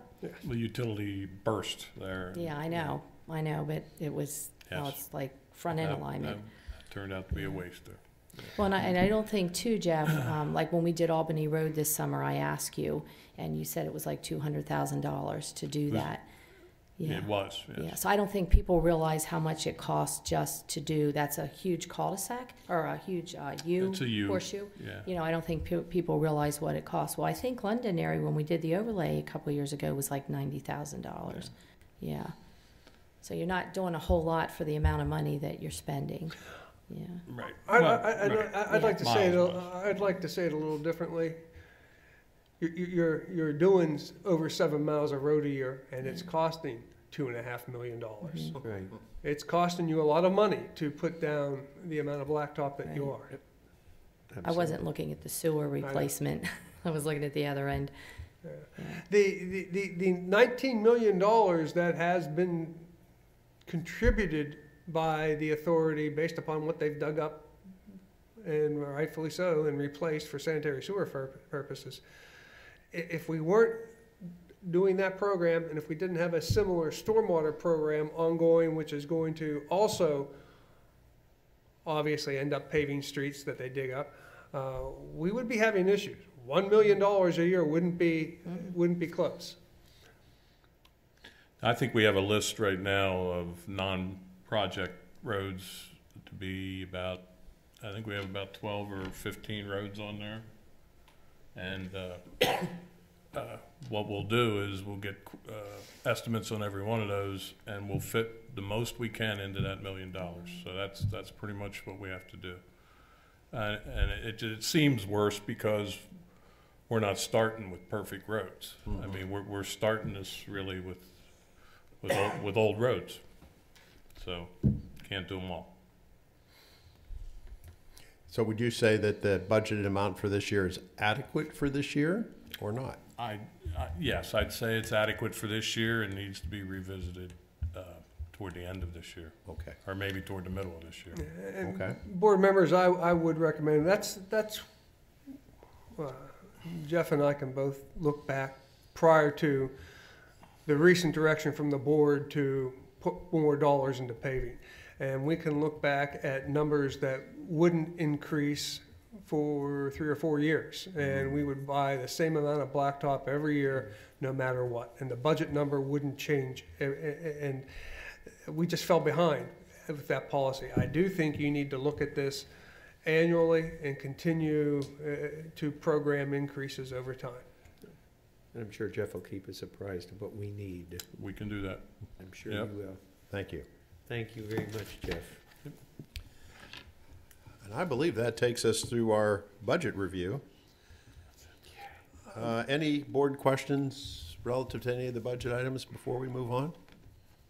Just a general question for Mr. Wolf. Anything else exciting that surfaced that we need to know about as we're getting down to the end? Nothing that, well, you've seen the budget's going to be fine. The budget is, advertisement will first appear on the Paxton Herald tomorrow. We will be making these minor changes and having it ready for public inspection should anybody want to inspect. We will take out, I believe you saw the letter from the Dauphin County District Attorney in regard to the rental of space in the Township Municipal Building. That's going away. And That's a shame. It is, but I understood the reasons. Sure. And we have an offsetting new revenue. We expect to have additional grant funds from recycling programs for next year. So they'll offset. So we'll have some minor number changes, but essentially there's no other changes that you need to be aware of. Thank you. Thanks, George. Very good. Thank you, George. Great job for you and Jeff and everybody else. Ought to know. None. Brad, do we have any ought to knows? Not this evening, no. We've heard enough? I think we've heard enough. Improvement guarantees. So we have two escrows. Extension and reduction. Mr. Chairman, I'll move we approve the 2 improvement guarantees, 1 the extension, 1 the reduction, as presented. So moved. Is there a second? Second. Moved and seconded. All in favor signify by saying aye. Aye. Aye. That would appear to be the agenda for this evening. Anything else from the board? May we have a motion to adjourn, please? So moved, Mr. Chairman. Moved. Is there a second? Second. All in favor, aye? Aye. Thank you, everyone.